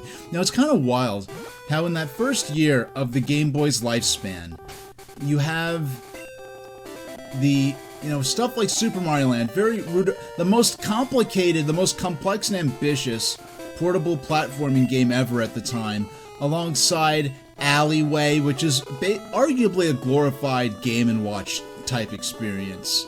And then within that same calendar year, before the 1980s are even over, you have the first Saga game, Final Fantasy Legend, a full-fledged NES quality role-playing game coming out on the Game Boy. And it's just amazing how rapidly the nature of the scope and scale of these games evolved. And to the point where you get to 1996, when, this game right here really would be probably one of the last games on Game Boy if it wasn't for its abnormally, like, incredible, world-changing success. Clack was asking, do I have memories of being pinched as a kid for not wearing green on St. Patrick's Day? Nope. Yeah, it was not, like, it was not a thing that was, I mean, we had Irish families and stuff, but it wasn't a thing that happened, especially to the point where it would, not, and certainly not in a way that would constitute actual violence, but, Pikachu, yeah, we've got these top, half our team's already, no, actually, only two, most of our team's still at level 39, okay, but we'll, make sure we didn't miss any trainers, and, no, it's, Ampasewi is, like, the first person to get the train icon in my chat, which is, funny because when I go on other people's streams and they have, like, when you see chatters with a train icon, I'm like, oh, how'd they get a train icon? That's pretty cool. Oh, wait, it's the hype train thing. Okay. I just keep forgetting it's not, like, some thing that's, like, you know, there's a reason you get that. So I absolutely appreciate any form of support, whether you're standing guard in the Silent Squad or actively participating in chat, you know, and cheers and subs are not at all necessary. And when it comes to the ad revenue, I wish I could just turn ads off. I don't care if I get it. I probably get like $5 a year off of ads. If I'm in this for money, I'm in the wrong place. Seafoam is a quiet getaway. It is completely uninhabited. And Azrath is saying that they're back and they're black. Well, if you were to shave my fur, my skin is actually a blue, kind of like certain breeds of dogs. I'm not a dog though, but yeah, it's a Lunarian biology lore today. Yeah, we actually have blue skin under our fur. I don't have blue tongues though. Yeah, I don't have blue tongue. But there we go. Hit the enemy 3 times. And they're full of mac and cheese. So did anyone use those mac and cheese recipes, Azurest, at this mac and cheese festival? Did anyone use those recipes that use a lot of mustard? You know, when I get my bigger apartment and I get my hydroponic garden, I look forward to growing mustard greens and pepper. Not peppers, like actual like black pepper greens. I look forward to growing those. Those are gonna be my my crops. Yep, no from scratch. Yeah.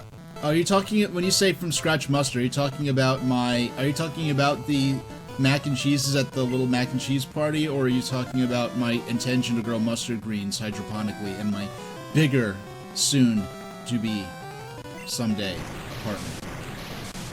You know, certainly by the break of summer, I plan to have moved already. Critical hit, and they are now. I don't know why I bothered poisoning them this late into the battle, but just to show I could, I guess. Got to use Horsey will H-change Pokemon. I almost said Ash. Like, no, I did not name him Ash. Talk to me. Yeah, we'll use Pin Missile. Hit the enemy 2 times. Got a low roll on that. We'll hopefully knock them out this time around. And we got him down. Okay. Yay, level 40. Let's use Seadra. Yeah, let's switch straight to Pikachu. And we'll, subtlety? Why bother? We'll let Pikachu use Thunder Shock. Never heard of mustarded mac and cheese? And you know, I heard of it, but I've never seen it. But it's a kind of thing where I'm imagining, okay, what I imagine is like the hot dog condiment type mustard. It's probably a darker, more savory kind of mustard. and it might even not be like mustard as like a sauce or a condiment. It might be just mustard seed as an ingredient that helps to flavor it. Is probably more realistically what would be going on. There's a huge cavern underneath this island. Okay. Oh, we're already there. I did not think we'd already make it here. Okay. Alright, we've defeated every trainer on the way here. There are no trainers on the island.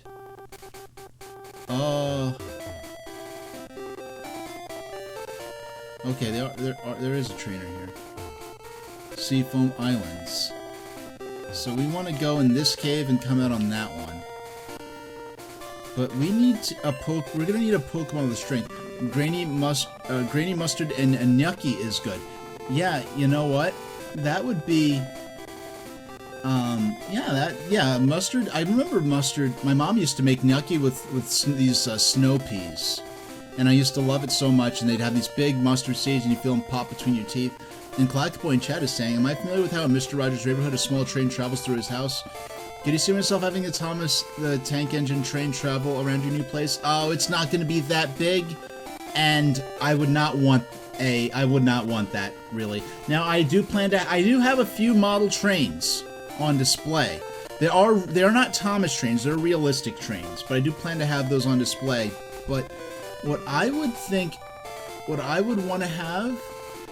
do for Thomas, I would get like a framed black and white photograph of an actual London Brighton South Coast Railways Brighton E2 and have it framed. And that would be my little if you know, you know, kind of Thomas reference. Yeah, I'm not sure. Yeah, I'll fight this trainer. I believe it's going to be a trainer. If not, it's just an NPC that's just in the water. I love floating with the fishes. Okay.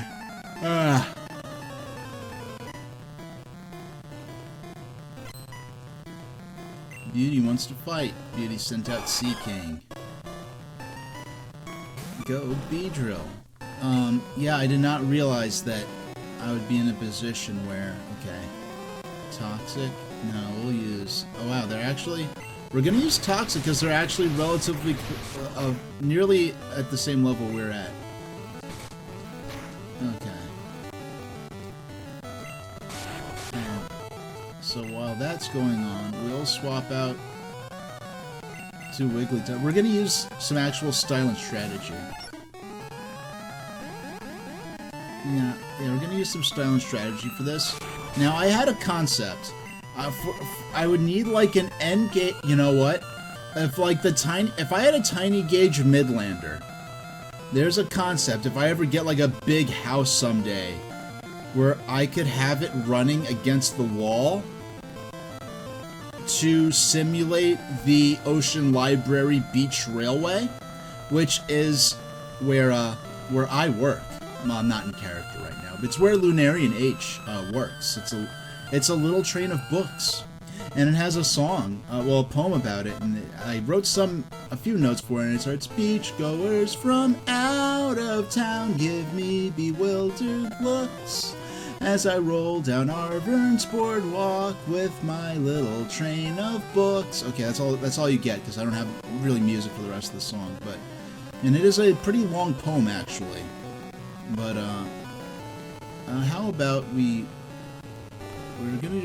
gonna buckle down and let them. This is the first time I don't like Wigglytuff's back sprite, but I like Wigglytuff's actual, like, modern canon design. But their back sprite here and their front sprite are kind of lame.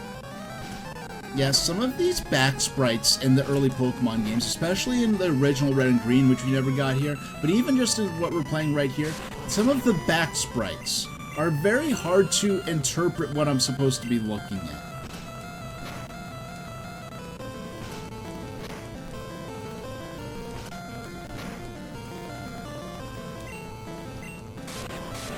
And yeah, next turn they're going to be fully knocked out. Yeah, that's nice. Yeah, we're gonna have to go back to We're gonna have to go back to town again.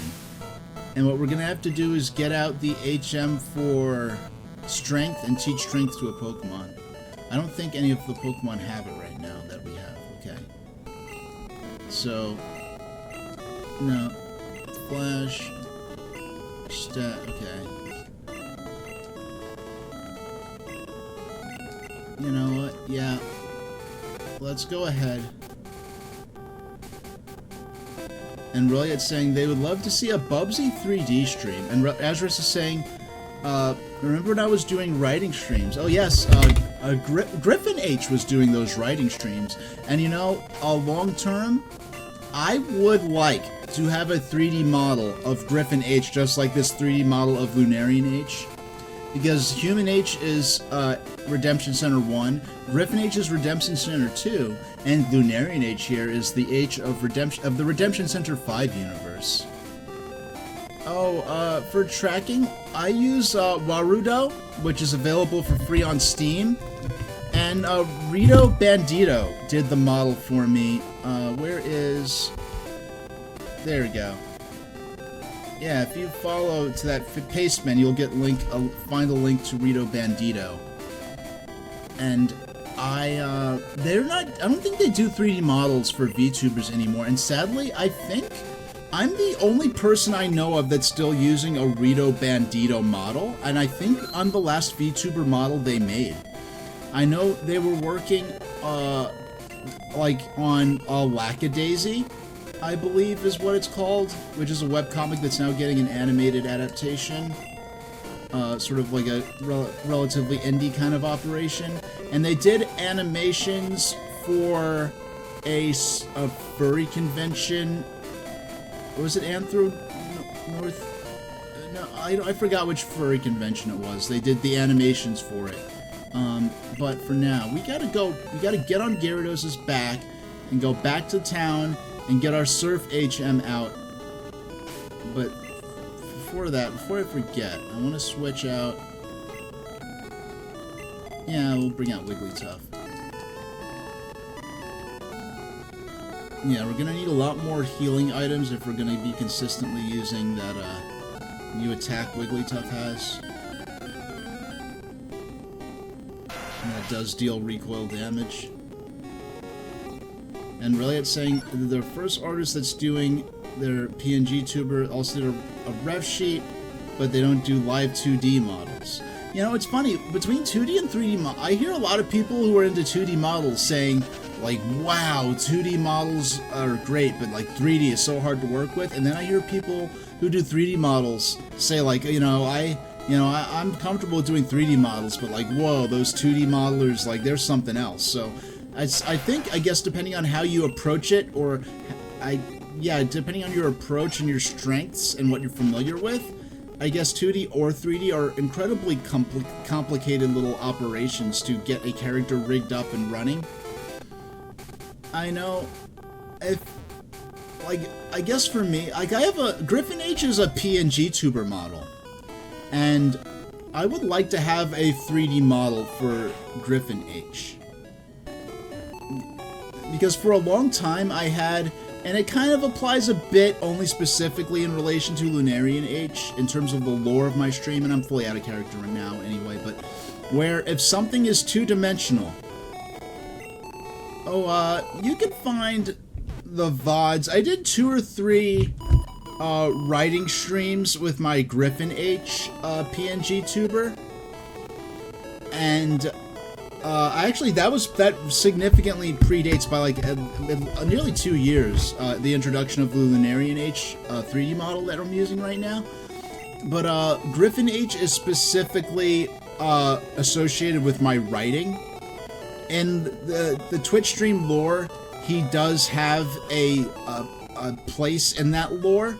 And in fact, Griffin H had a brief cameo during the surprise reveal of Lunarian H, because when Human H of Redemption Center 1 got sent to the penalty zone, the advanced controller, Adcon, had to go to several different universes looking for a replacement H to finish the stream. First, he went to Griffin H, who said, like, no, go away. Then he went to a different human H of Redemption Center 3, whose Earth was about a minute away from being destroyed by a meteor. So, yeah, he's dead now, unfortunately. And then he went to another human H in Redemption Center 4, who was streaming a 24-hour marathon of Revenge of the Gator. And he fell asleep live on stream, and I guess his mic was turned off, and he didn't even hear Adcon trying to talk to him. So out of frustration, he went to the last available universe with an H that was streaming, which was me. Or him, because I'm out of context right now. You know, I'm not in the universe, such as it were. And that's how... And the Advanced Controller has not appeared since then. I am looking forward to continuing that storyline, but I'll be doing that once I get my new apartment and have more things of that nature taken care of. So for now, we're gonna do... Which HM has... I forgot which... Okay.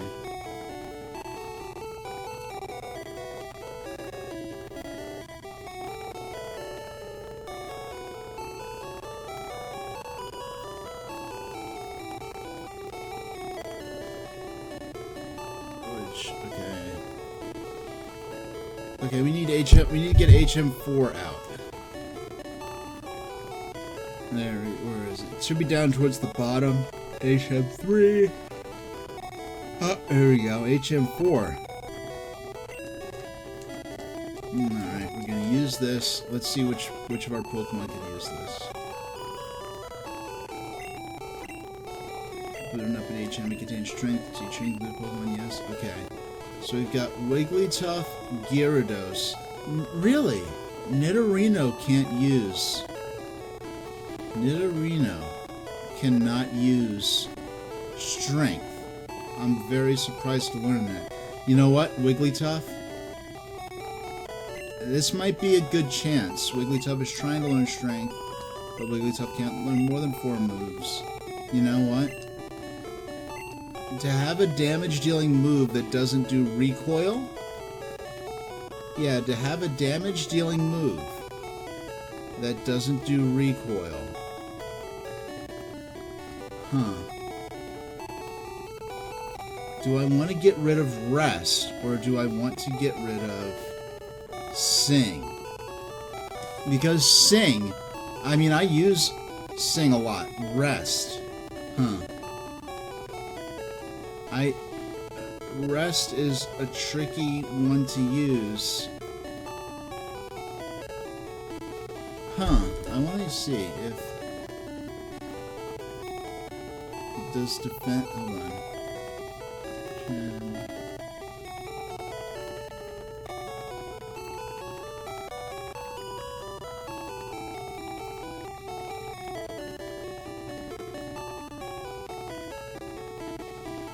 I want to see if Defense Scroll protects from... Okay. Defense Scroll does not protect from recoil damage in Gen 1. Okay. Alright, so... I would rather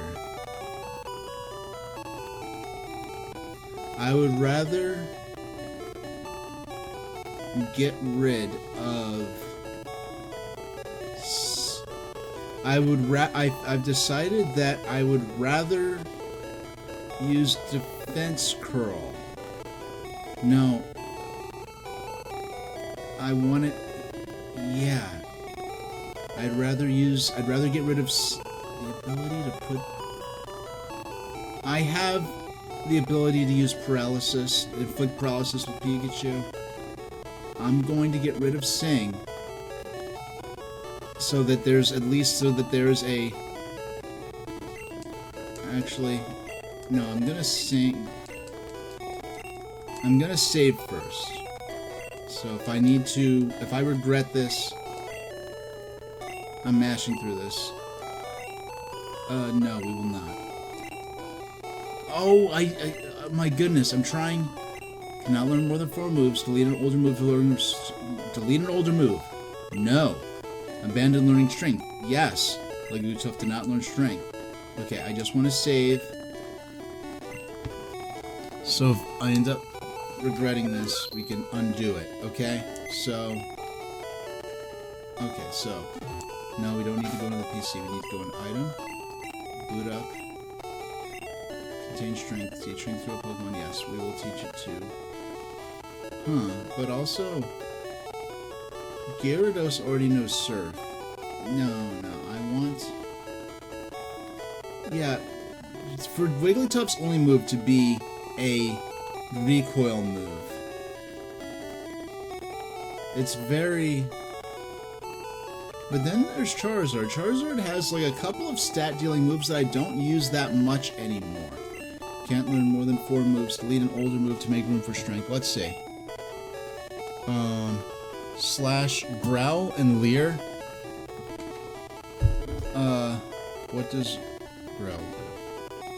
I forgot which. Between Growl and Leer, I know one drops the enemy's attack and the other drops their defense.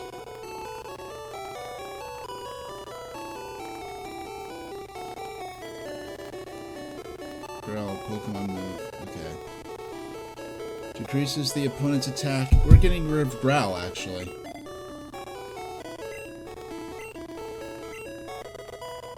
Yeah. Okay. We now have what we need. I have no Pokeballs with me.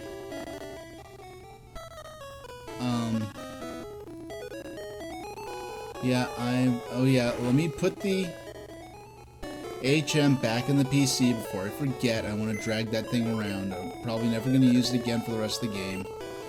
We only have we have so few slots, unfortunately, for putting items in there,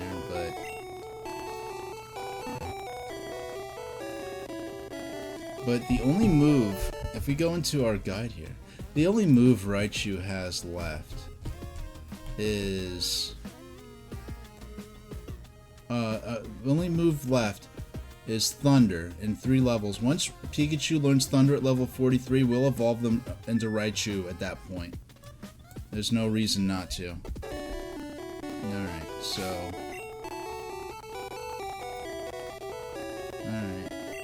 Alright, we're ready for the Seafoam Islands now. And then we have an hour. We'll see how I feel in an hour, and hopefully... Hey, let's see if we could get through Seafoam Island in 1 hour. That would be dope. If I remember correctly, there are no Pokemon trainers in Seafoam Island. The actual, like, cave. In fact, I was surprised that I forgot there was even a trainer outside the cave. H got on Gyarados. Alright.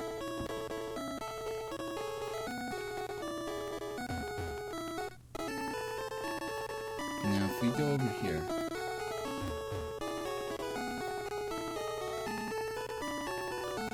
Yeah, I remember that as a kid, and of course my Pokemon aren't raised properly, and I'm more interested in exploring the world than doing the battles. I just remember that water route being this epic gauntlet of hostile trainers with overleveled Pokemon, and yeah, when you actually have a reasonably balanced team.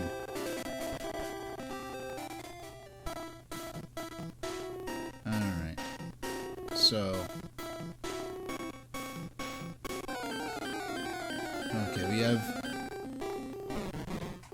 Psyduck. We have no... Yeah, we have no Pokemon here. No Pokeballs to catch them with. So...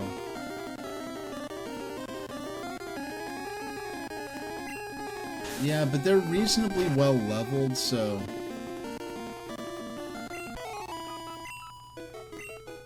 Yeah, we could actually... This requires strength to move. Yep, so we'll go down to Charizard. Have him use strength. Yeah.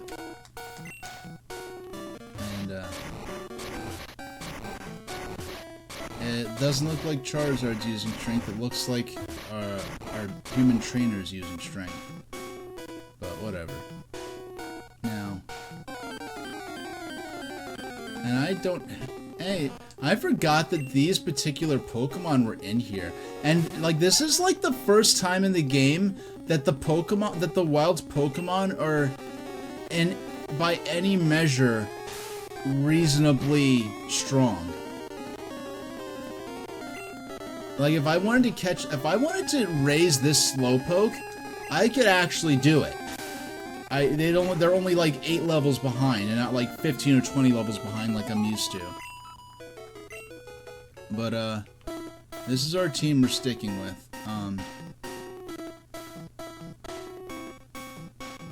Okay. Well, cool. I'm glad that every time you go into a battle, you don't have to... Wow. Nearly level 40 wild Golduck, and Golduck is a cool Pokemon. I never trained one, but yeah, it's a cool Pokemon, and I'm like, I don't remember this. I believe this was very rare in the wild. I don't remember this being in the wild.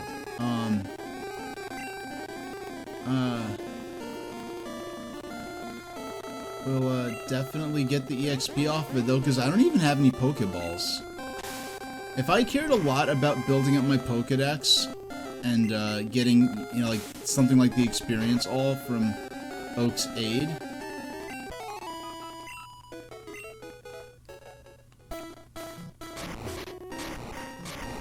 Alright. Okay, we've got another...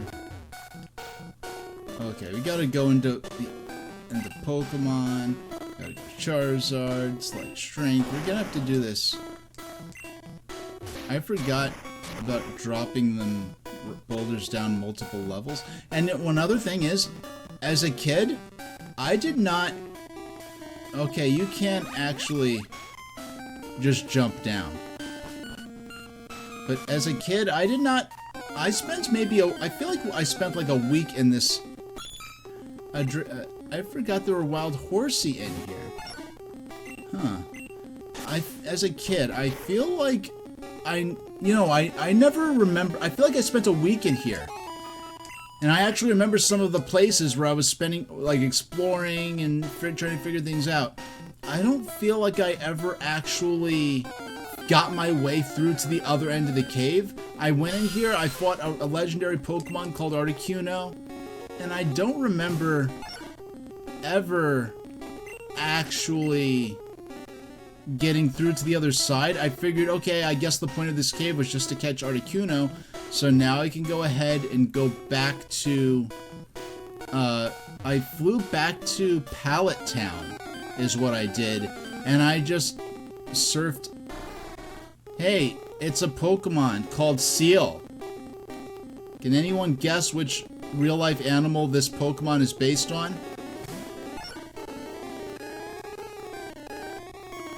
Yeah, this was when I was a little kid, so I wasn't as good at video games or anything like that, but...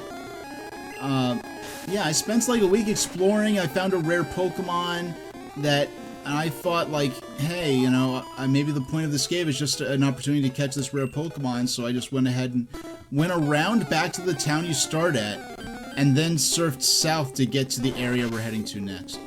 This might be one of the first chances you get to even encounter Staryu in the game. Man, if I actually care. Nice, we got level 40.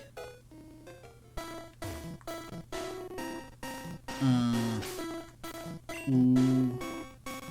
Yeah, okay. How about we... yeah, I think they've had enough fun at this point, and it's not like they're a bunch of trainers down here. So we'll go ahead and save, since we're making good progress, but right now I'm not even particularly concerned about keeping everyone as healed up as possible. Yes, okay, we went to a new forest, now we have to go back into Pokemon, we have to open up, get Charizard out, have him use Strength.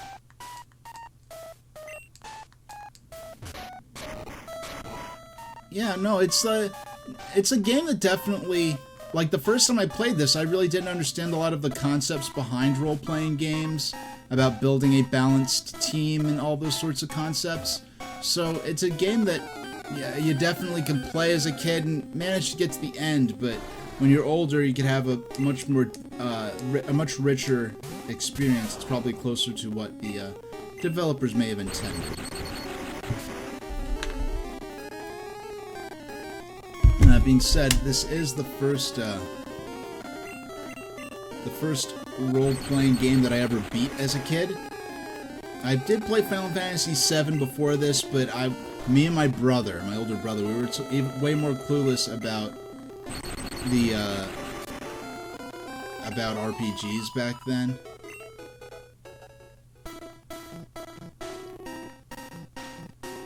Alright. Okay. So we have 2 stairwells. We came down through that one, I think. Alright. So let's see what's down there.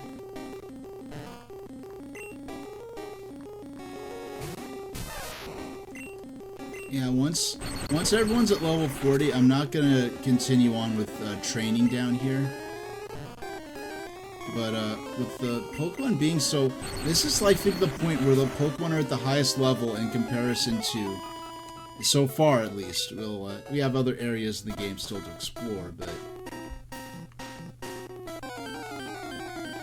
is this the first area of the game? The first area of the caves?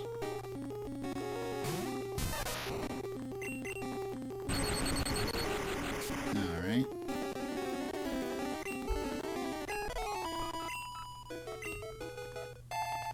Nice. Okay.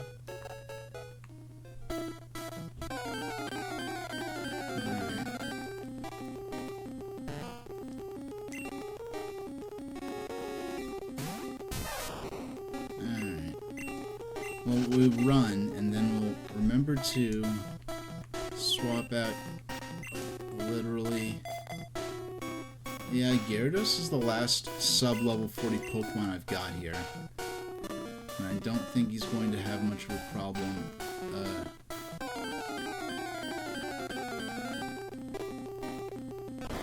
Okay. I should have brought repels.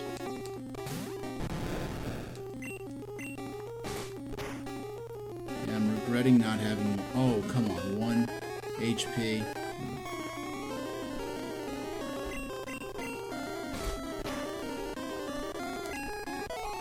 And critical and knockout. Okay. Let's fall down these holes, see where that gets us. So this is... Okay. Whatever that is, we're gonna push this rock down this hole first. Okay.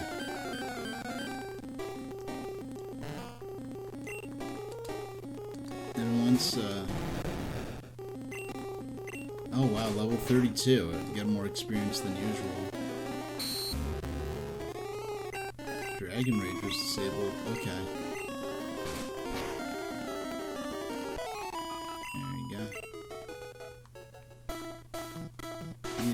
To manually go in and get help Charizard. There we go.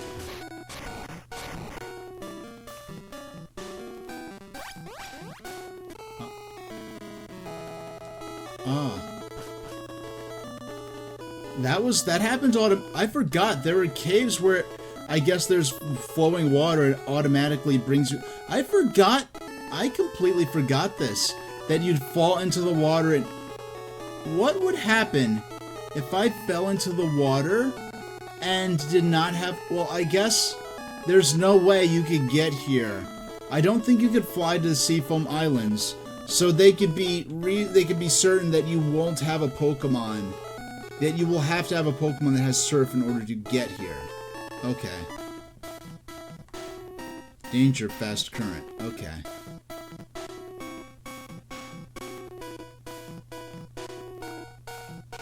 What does it say? The same thing? Boulders might change the... Oh! Boulders might change the flow of the water. I would have went the rest of my life without remembering that was a puzzle in this. But there's no, like... Oh, wow, it's Slowbro. We were just talking about Shelders living on Slowpoke's tail and causing them to become Slowbros earlier. No. Wow, I'm blown away. This is a level 39 Slowbro. This normal wild Pokemon is just as strong as our own Pokemon we've been raising since the beginning of the game. I forgot this was a thing that could happen here. And like, if I wanted to just put Slowbro on my team, I could do that right now, and I wouldn't even have to, like, train them first. I could immediately start playing with them. And that means they're gonna get good EXP off of this.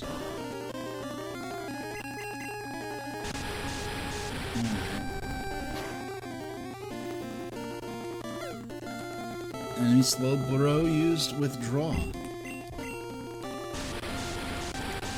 Yeah, in the full scope of, I don't know. Yeah, in about an hour I'll probably call the stream at that point, but yay! Got to level 40. Unless a Pokemon is like level 38 or higher, I'm probably just gonna go ahead and... Yeah, I'll probably just go ahead and run away at this point. My whole team's at level 40. Seems like a good place to be. I wish I brought repels though. At least it's not just a bunch of Zubats in here. Yeah, not even level 30. We're not gonna waste time beating up on this little cute little seahorse. Alright.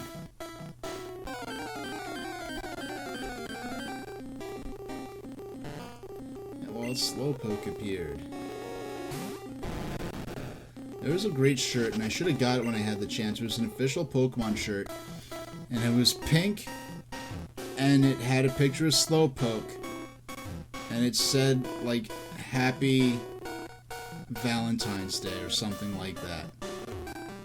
Okay. Okay, Pikachu. No, we need Charizard. Your strength. Yeah, this is like that puzzle game Sokoban here.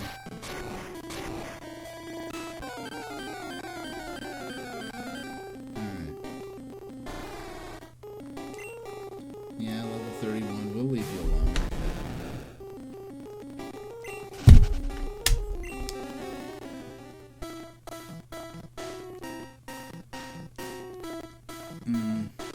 No, okay. I'll push that over once. Then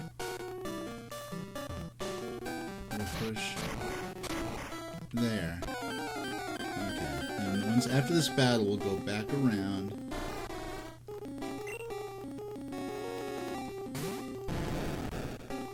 Yeah.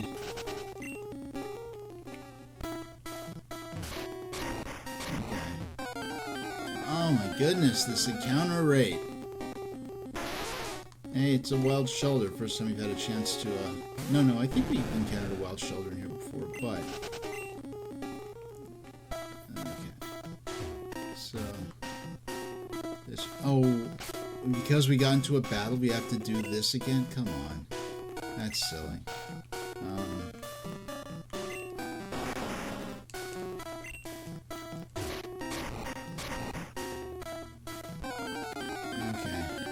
Ooh, this is so annoying having to go back and do strength over and over. Okay.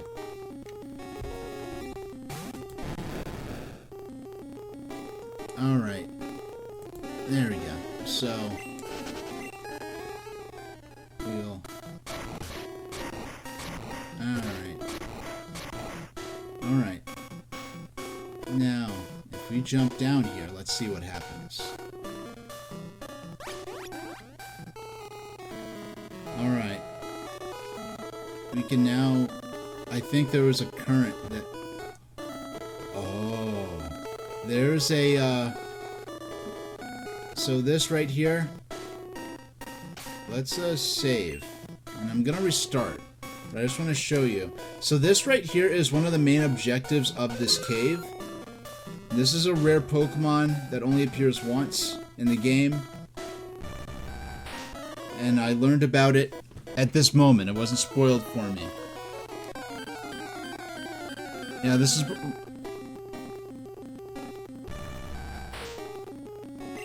Yeah, level 50 Articuno.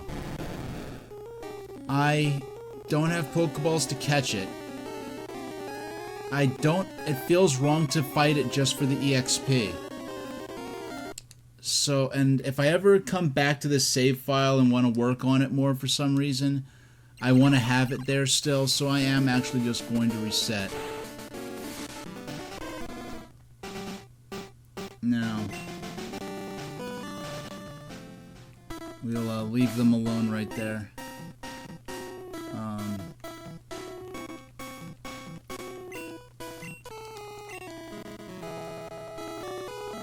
Now, if we go down here, let's explore all the new areas that may have been made available to us.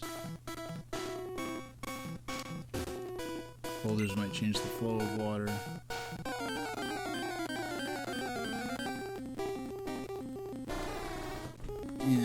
Yeah, it's been so many years since I've actually in-game seen Articuno that I was kind of like caught off guard by it. It looks rather epic, you know, not to, you know, overuse the phrase, but danger fast current. So let's see what's up. Okay, so that.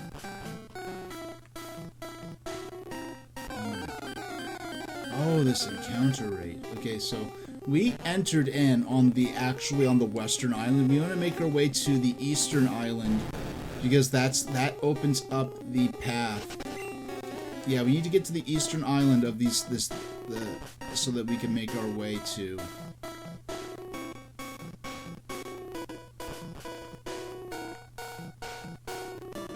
Yeah. If we make our way over to the eastern island, we can start making our way over to Cinnabar. 40 minutes left in the stream.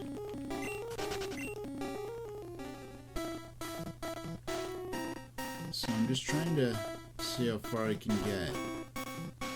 No, you know what? I think that was just a big circle. And that's part of how I ended up being uncertain as to whether or not I could,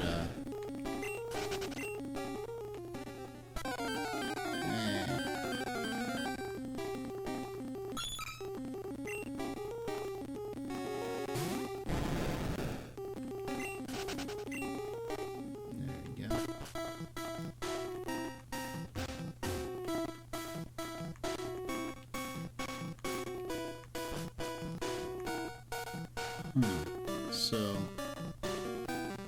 if I jump down here,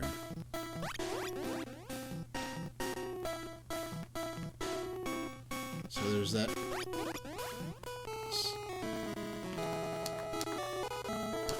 So while, okay, now I can move around.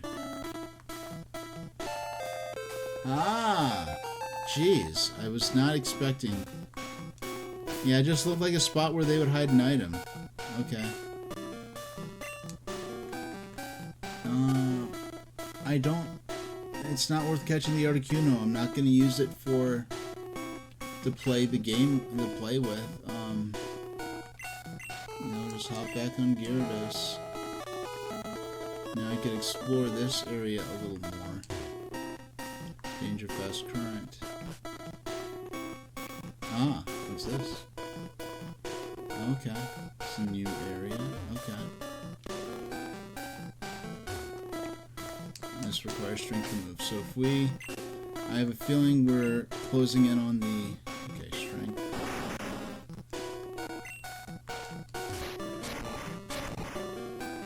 So we hop down. So now we can freely move in this area when we couldn't before.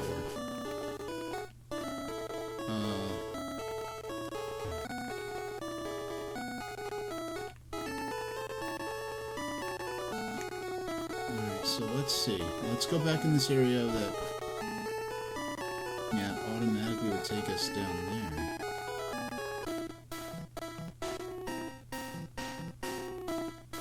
Alright, so this is... Alright, so we've been in this area. We know this little nook here.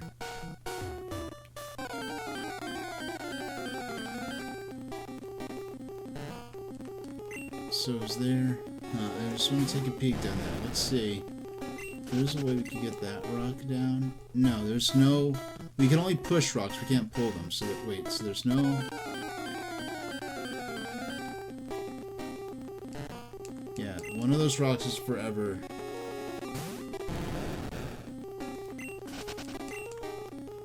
So it seems like when we...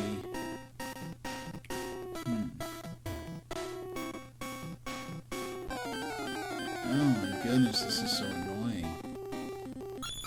Because I think that upper path there will take us to... Yeah, that path over to the left. I wish you just walk up and it automatically let you surf, but it makes you manually select it each time.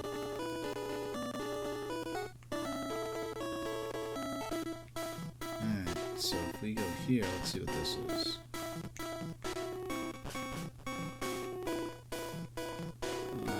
What's this? Hey, we did it! We did it! We solved the Seafoam Island. We're on the eastern island. Which is ironically the island that was physically closer to where we started off back on the mainland. Seafoam Islands. It's really just one island, but whatever.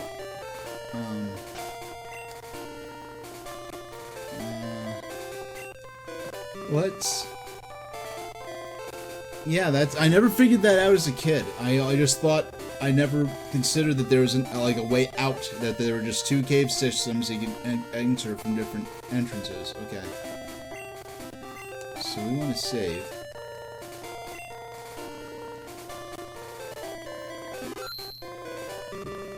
Now let's see how far along we can make it to... Yeah, let's do the dopey... Let's have Gyarados use that. We'll get this dopey trainer down here, I expect to be a pushover. Are you on vacation too? It depends on the definition. Business or pleasure? Combat.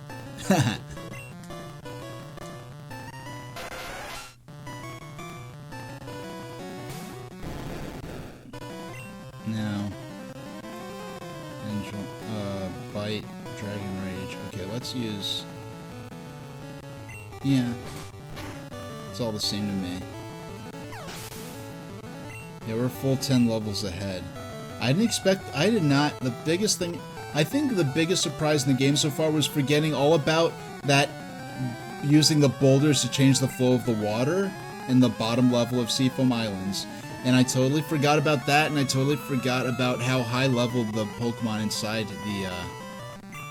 the actual cavern were.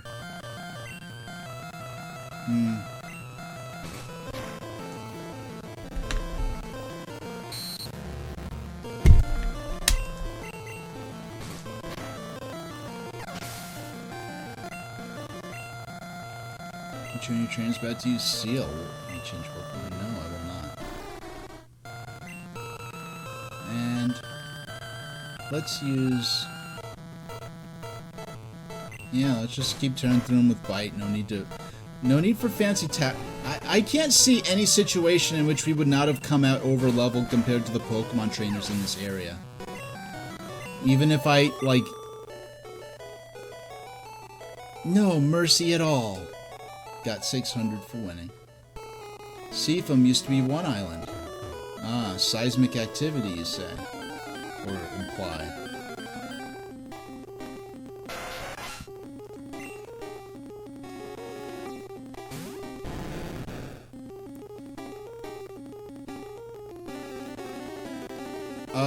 Azrath is saying there was a recent discovery of two major mountains joined by an underground cave system. Did I hear anything? No, I did not. If you know the name of them or anything, I'd be happy to look it up after the stream's over. That sounds very interesting.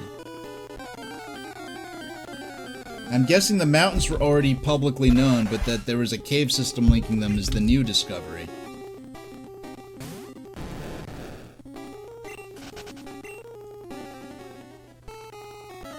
Check out my buff physique. You're flexing at a 10-year-old. Swimmer wants to fight. Swimmer sent out Staryu. No. Gyarados used Bite. And they're only 5 levels under me, which is... But it's because he only has 2 Pokemon. The more Pokemon someone has, generally, they're gonna have much higher,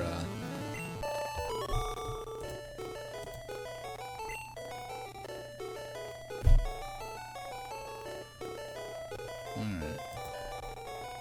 Just checking on my broadcast software for a moment. Everything's fine. Wimpy. Are you talking about yourself? I hope so, because you just lost. I should have been buffing up my Pokemon, not me. You're a couple of Pokemon you raised. I rode my bird Pokemon here. Oh, it's gonna be a bird tamer? Bird Keeper wants to bite.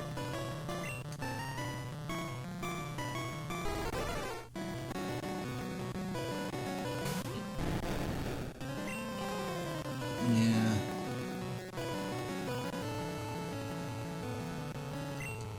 I don't know, I might as well... It's all the same. Let's just use Dragon Rage. We'll send out Pikachu next.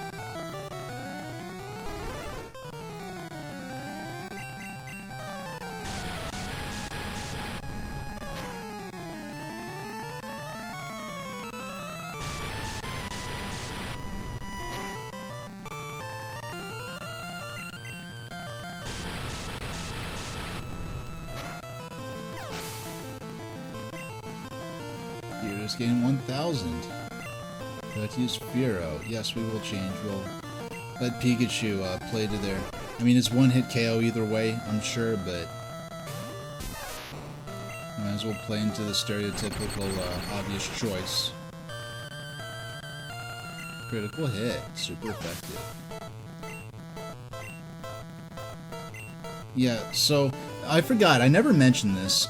There's a mechanic in this game called Stab. It's not officially called that, but what it stands for is same type attack bonus. So if a Pokemon of a certain element type uses a move that is also of that element type, it'll hit with extra power, like before any other factors are featured in. So if Pikachu, an electric type Pokemon, uses like Thunder Shock, an electric type attack, it'll hit especially hard. And electric has an advantage against flying types, so this is a pretty powerful matchup right here. Wow, they actually lived it. It wasn't a one-hit KO.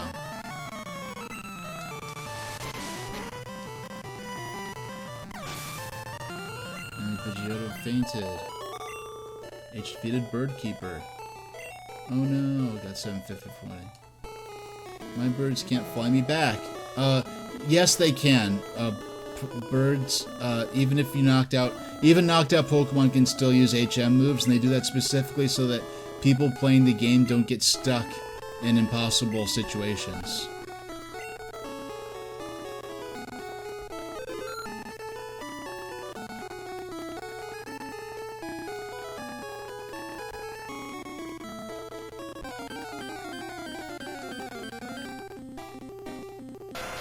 Alright.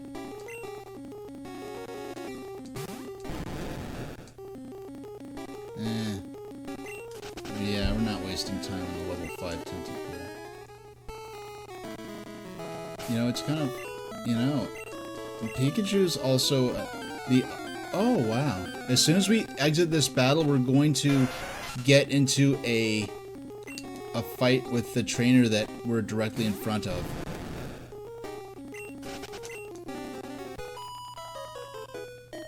I swam here from Cinnabar Island. Yeah, that's how I did that. Yeah, I never went from one end of the cave to the other as a kid. I actually flew over to Pallet Town, then went south to Cinnabar.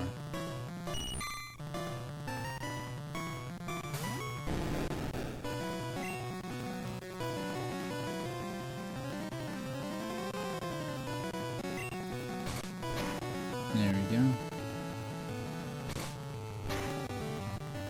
Yeah, we're over leveled to the point of this not being a challenge of any type, of any way, in any way, shape, or form, but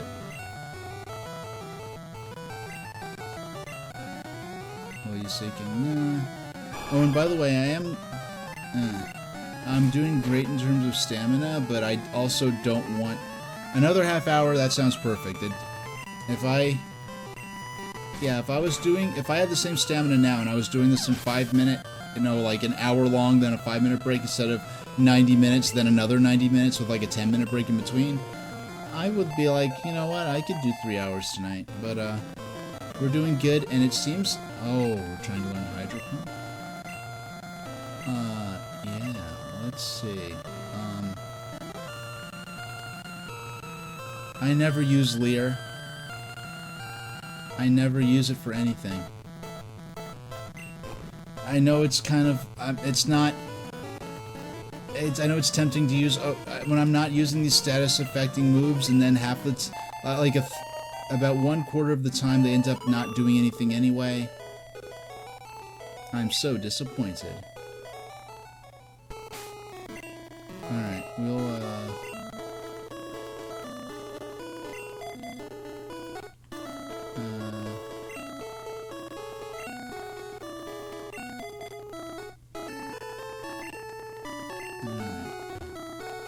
Pokemon have taken over an abandoned mansion on Cinnabar. Alright.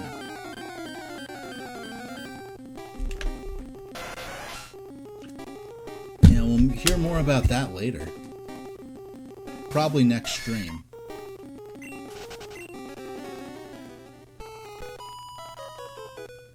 My boyfriend gave me big pearls. Way to show off. You're showing off to like a 10-year-old. Come on, lady. Will I be getting a Shamrock Shake on Tuesday? No, but I'm going to give this a... I don't know if Clackboy. I'm going to try to stream on Thursday at 5 p.m. Eastern Standard Time. It'll only be an hour. It'll be 90 minutes tops, but I am actually going to... I intend to stream on this coming Thursday.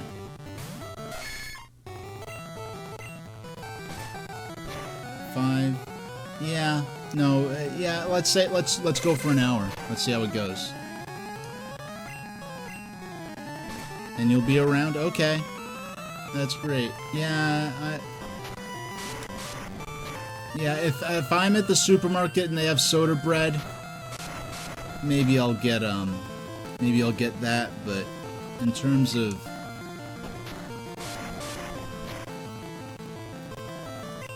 Oh, come on. There we go. That's what we want to see.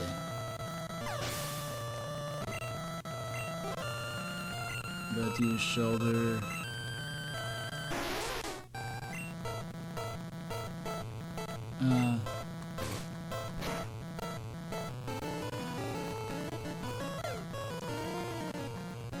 Shoulders defense rose.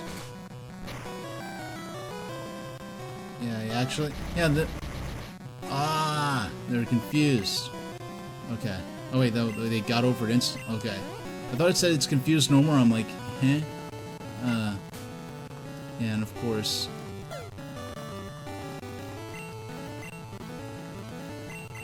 All right, fine. We'll finish this with Pikachu.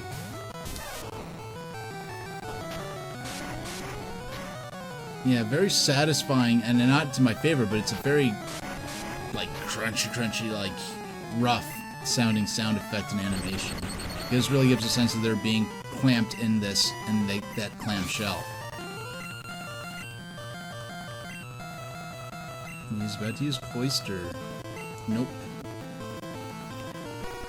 Now, Clackaboy in chat is saying they enjoy eating soda bread like a scone, and they, cut a slice and put jelly on one side. You know, one time I've heard once that soda bread, like traditional soda bread, should not have raisins in it, and that if it has raisins, it's actually something called a railway cake.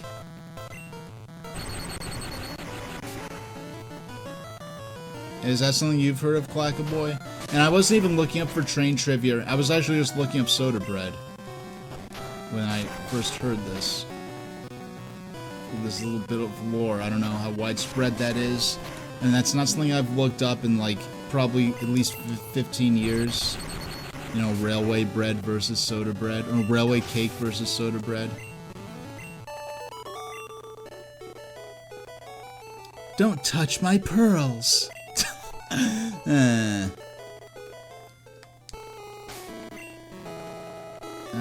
I don't care about your pearls, lady. Okay. Yeah, let's put Nidorino on top of the list. As you're saying, they have blueberry scones and they are freaking square. They're okay, so they're like Minecraft item, like blocky, huh? I've never even played Minecraft. The closest I ever came to considering playing Minecraft was because I wanted to build the city that Lunarian H is from in a game. And it seems like my best bet that's within the range of my interests would be to give a shot at doing it in Sim City for the Super Nintendo, which I have on the Super NES Classic Edition system. Okay.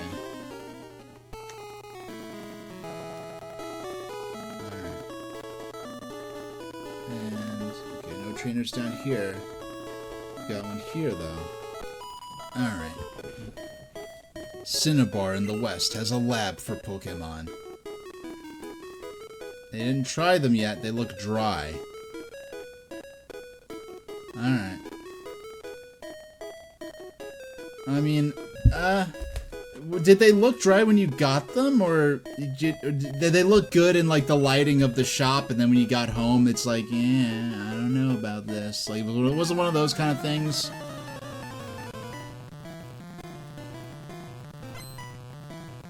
Okay, Beauty wants to fight. Beauty sent out Poliwag. You know, I think we fought Poliwhirl. I don't remember fighting Poliwag. Huh. So...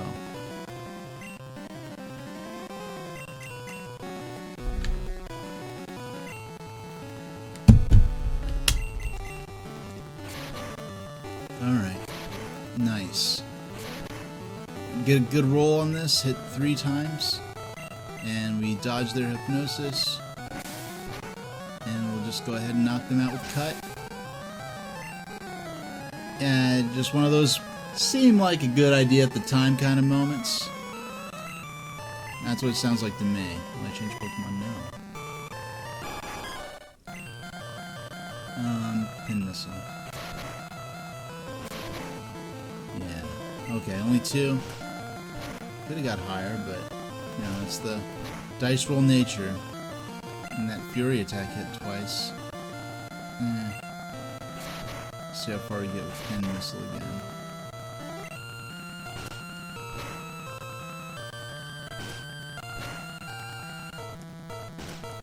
Alright. Hit 3 times. I bet we can... Let's see if we knock him out with Cut. Yeah, we did it. H defeated Beauty. Wait. You know, I see like a single frame where I could see glitched graphics, I guess, as the graphics are like... I don't know if it's bank switching between...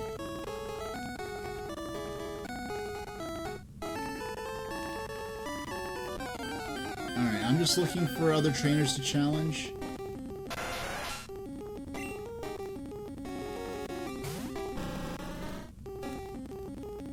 Yeah. I'm just scanning up and down the ocean. Oh! Oh! I think we have officially hit landfall. So we're gonna save. Alright. And we've now reached the shore of Cinnabar Island, the final new civilian town in the game.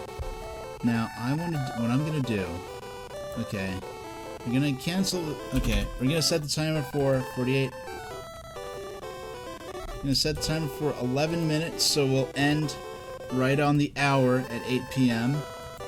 for a good 3-hour stream minus the 8-minute break. But we are not going to play more Pokemon. Actually, why don't I...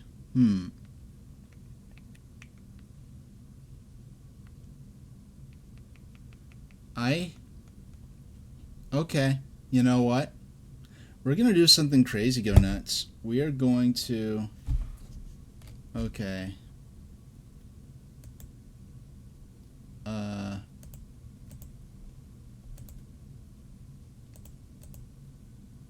Gonna get rid of those. We're gonna play a few minutes of Magical Tetris Challenge. I did not plan this. Oh, wait. No, GBC, common. Oh, wait, did I? What am I? Okay, run. We have Quarth. Magical Tetris Challenge. But it won't, like, run? What is this? Okay, fine. I tried to be fancy, tried to do something spontaneous, and look where it got me. I could have been playing... You know what? I know a game we'll play. We'll play another puzzle game. Tried to do something spontaneous, but you know what? I know something that my viewers will like, especially you, Azurest.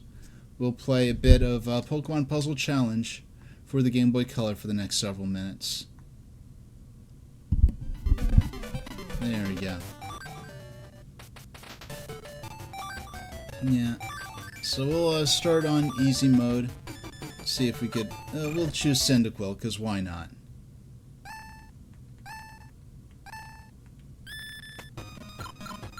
Alright. Alright, so if we keep them here... Okay.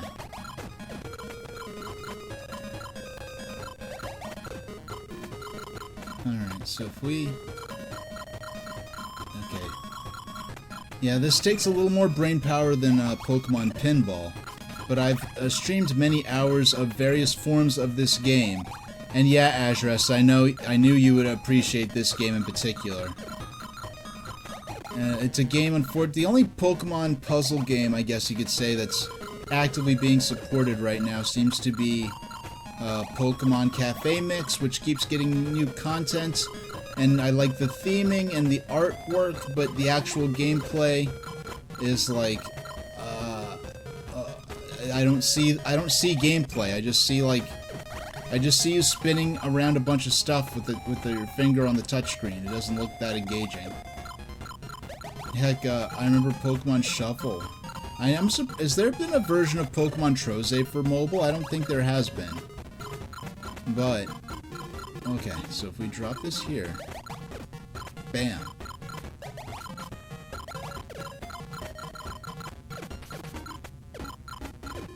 There we go.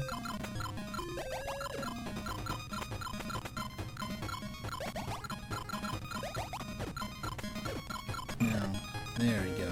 Got 6.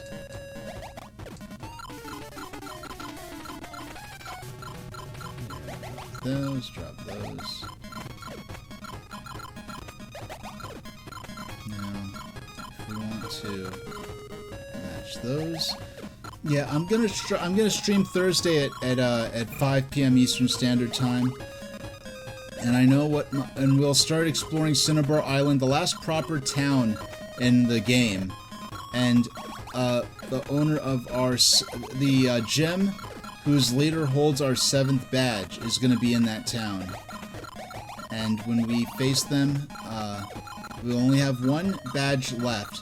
And I know there are 8 gyms. We've been to... This is the 8th town, yet we only have 7 gyms.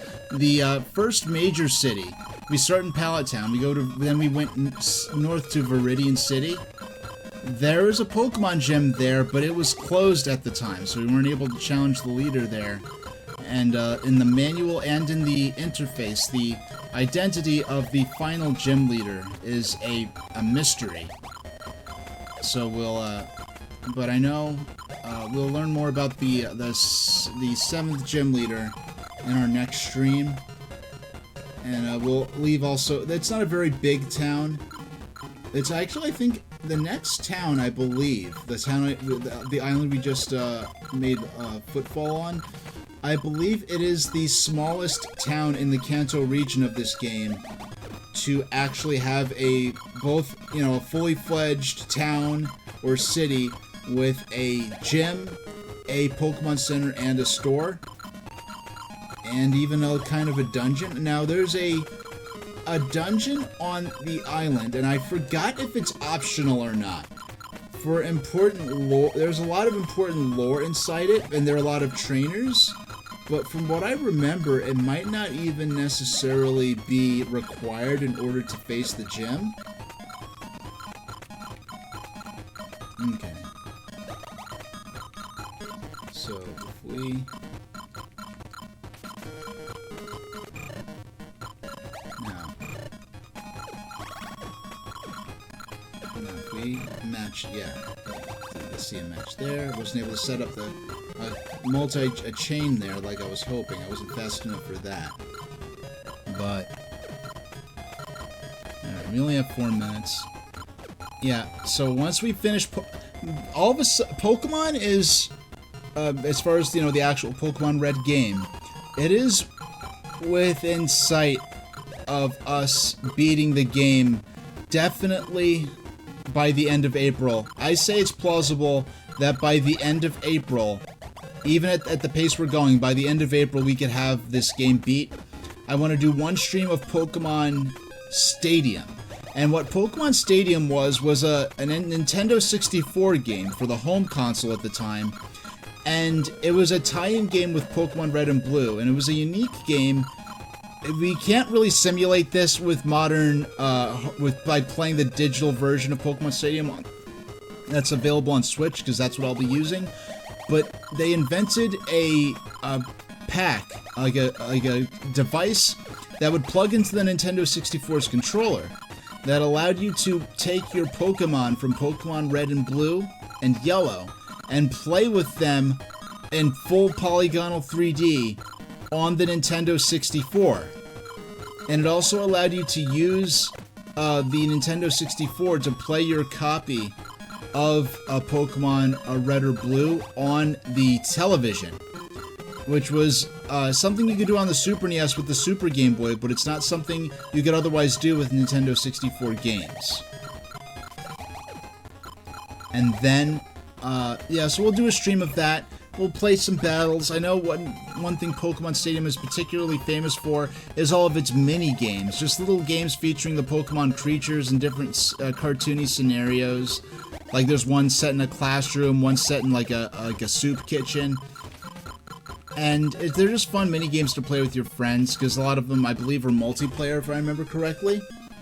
And then we'll say goodbye to Pokemon for a long time in terms of the actual RPG games, and move on to what I know what my next game is going to be. There's been a lot of back and forth, as there's many versions of this game released over the years. There's been a lot of back and forth as to what version I'll play.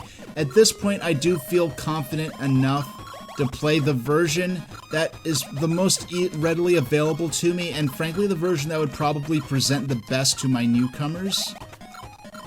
And I do look forward to that, and so that's something I hope to get started on by June. And it's a game I tend to play from beginning to end, but it's not. I don't think it's going to be a multi-month. I don't think it would take more than a month or two for me to play it from beginning to end at the rate I go on stream.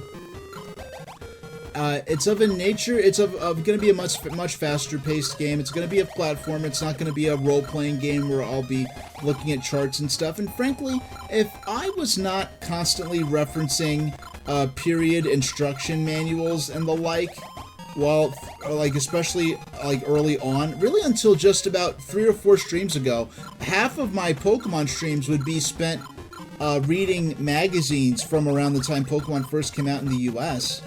And if I wasn't doing that, I could confidently say if I spent all the time reading magazines that I did actually playing the game, I could have beat Pokemon by now, but I would have lost a lot of what I think has made this experience unique for me and for my viewers, and it's especially the earlier on streams. It's really what I imagined, like years ago when I decided when I want to play Pokemon Red, I want to do a lot of coverage of, from Nintendo Power and cover some of the Pokemon Presents.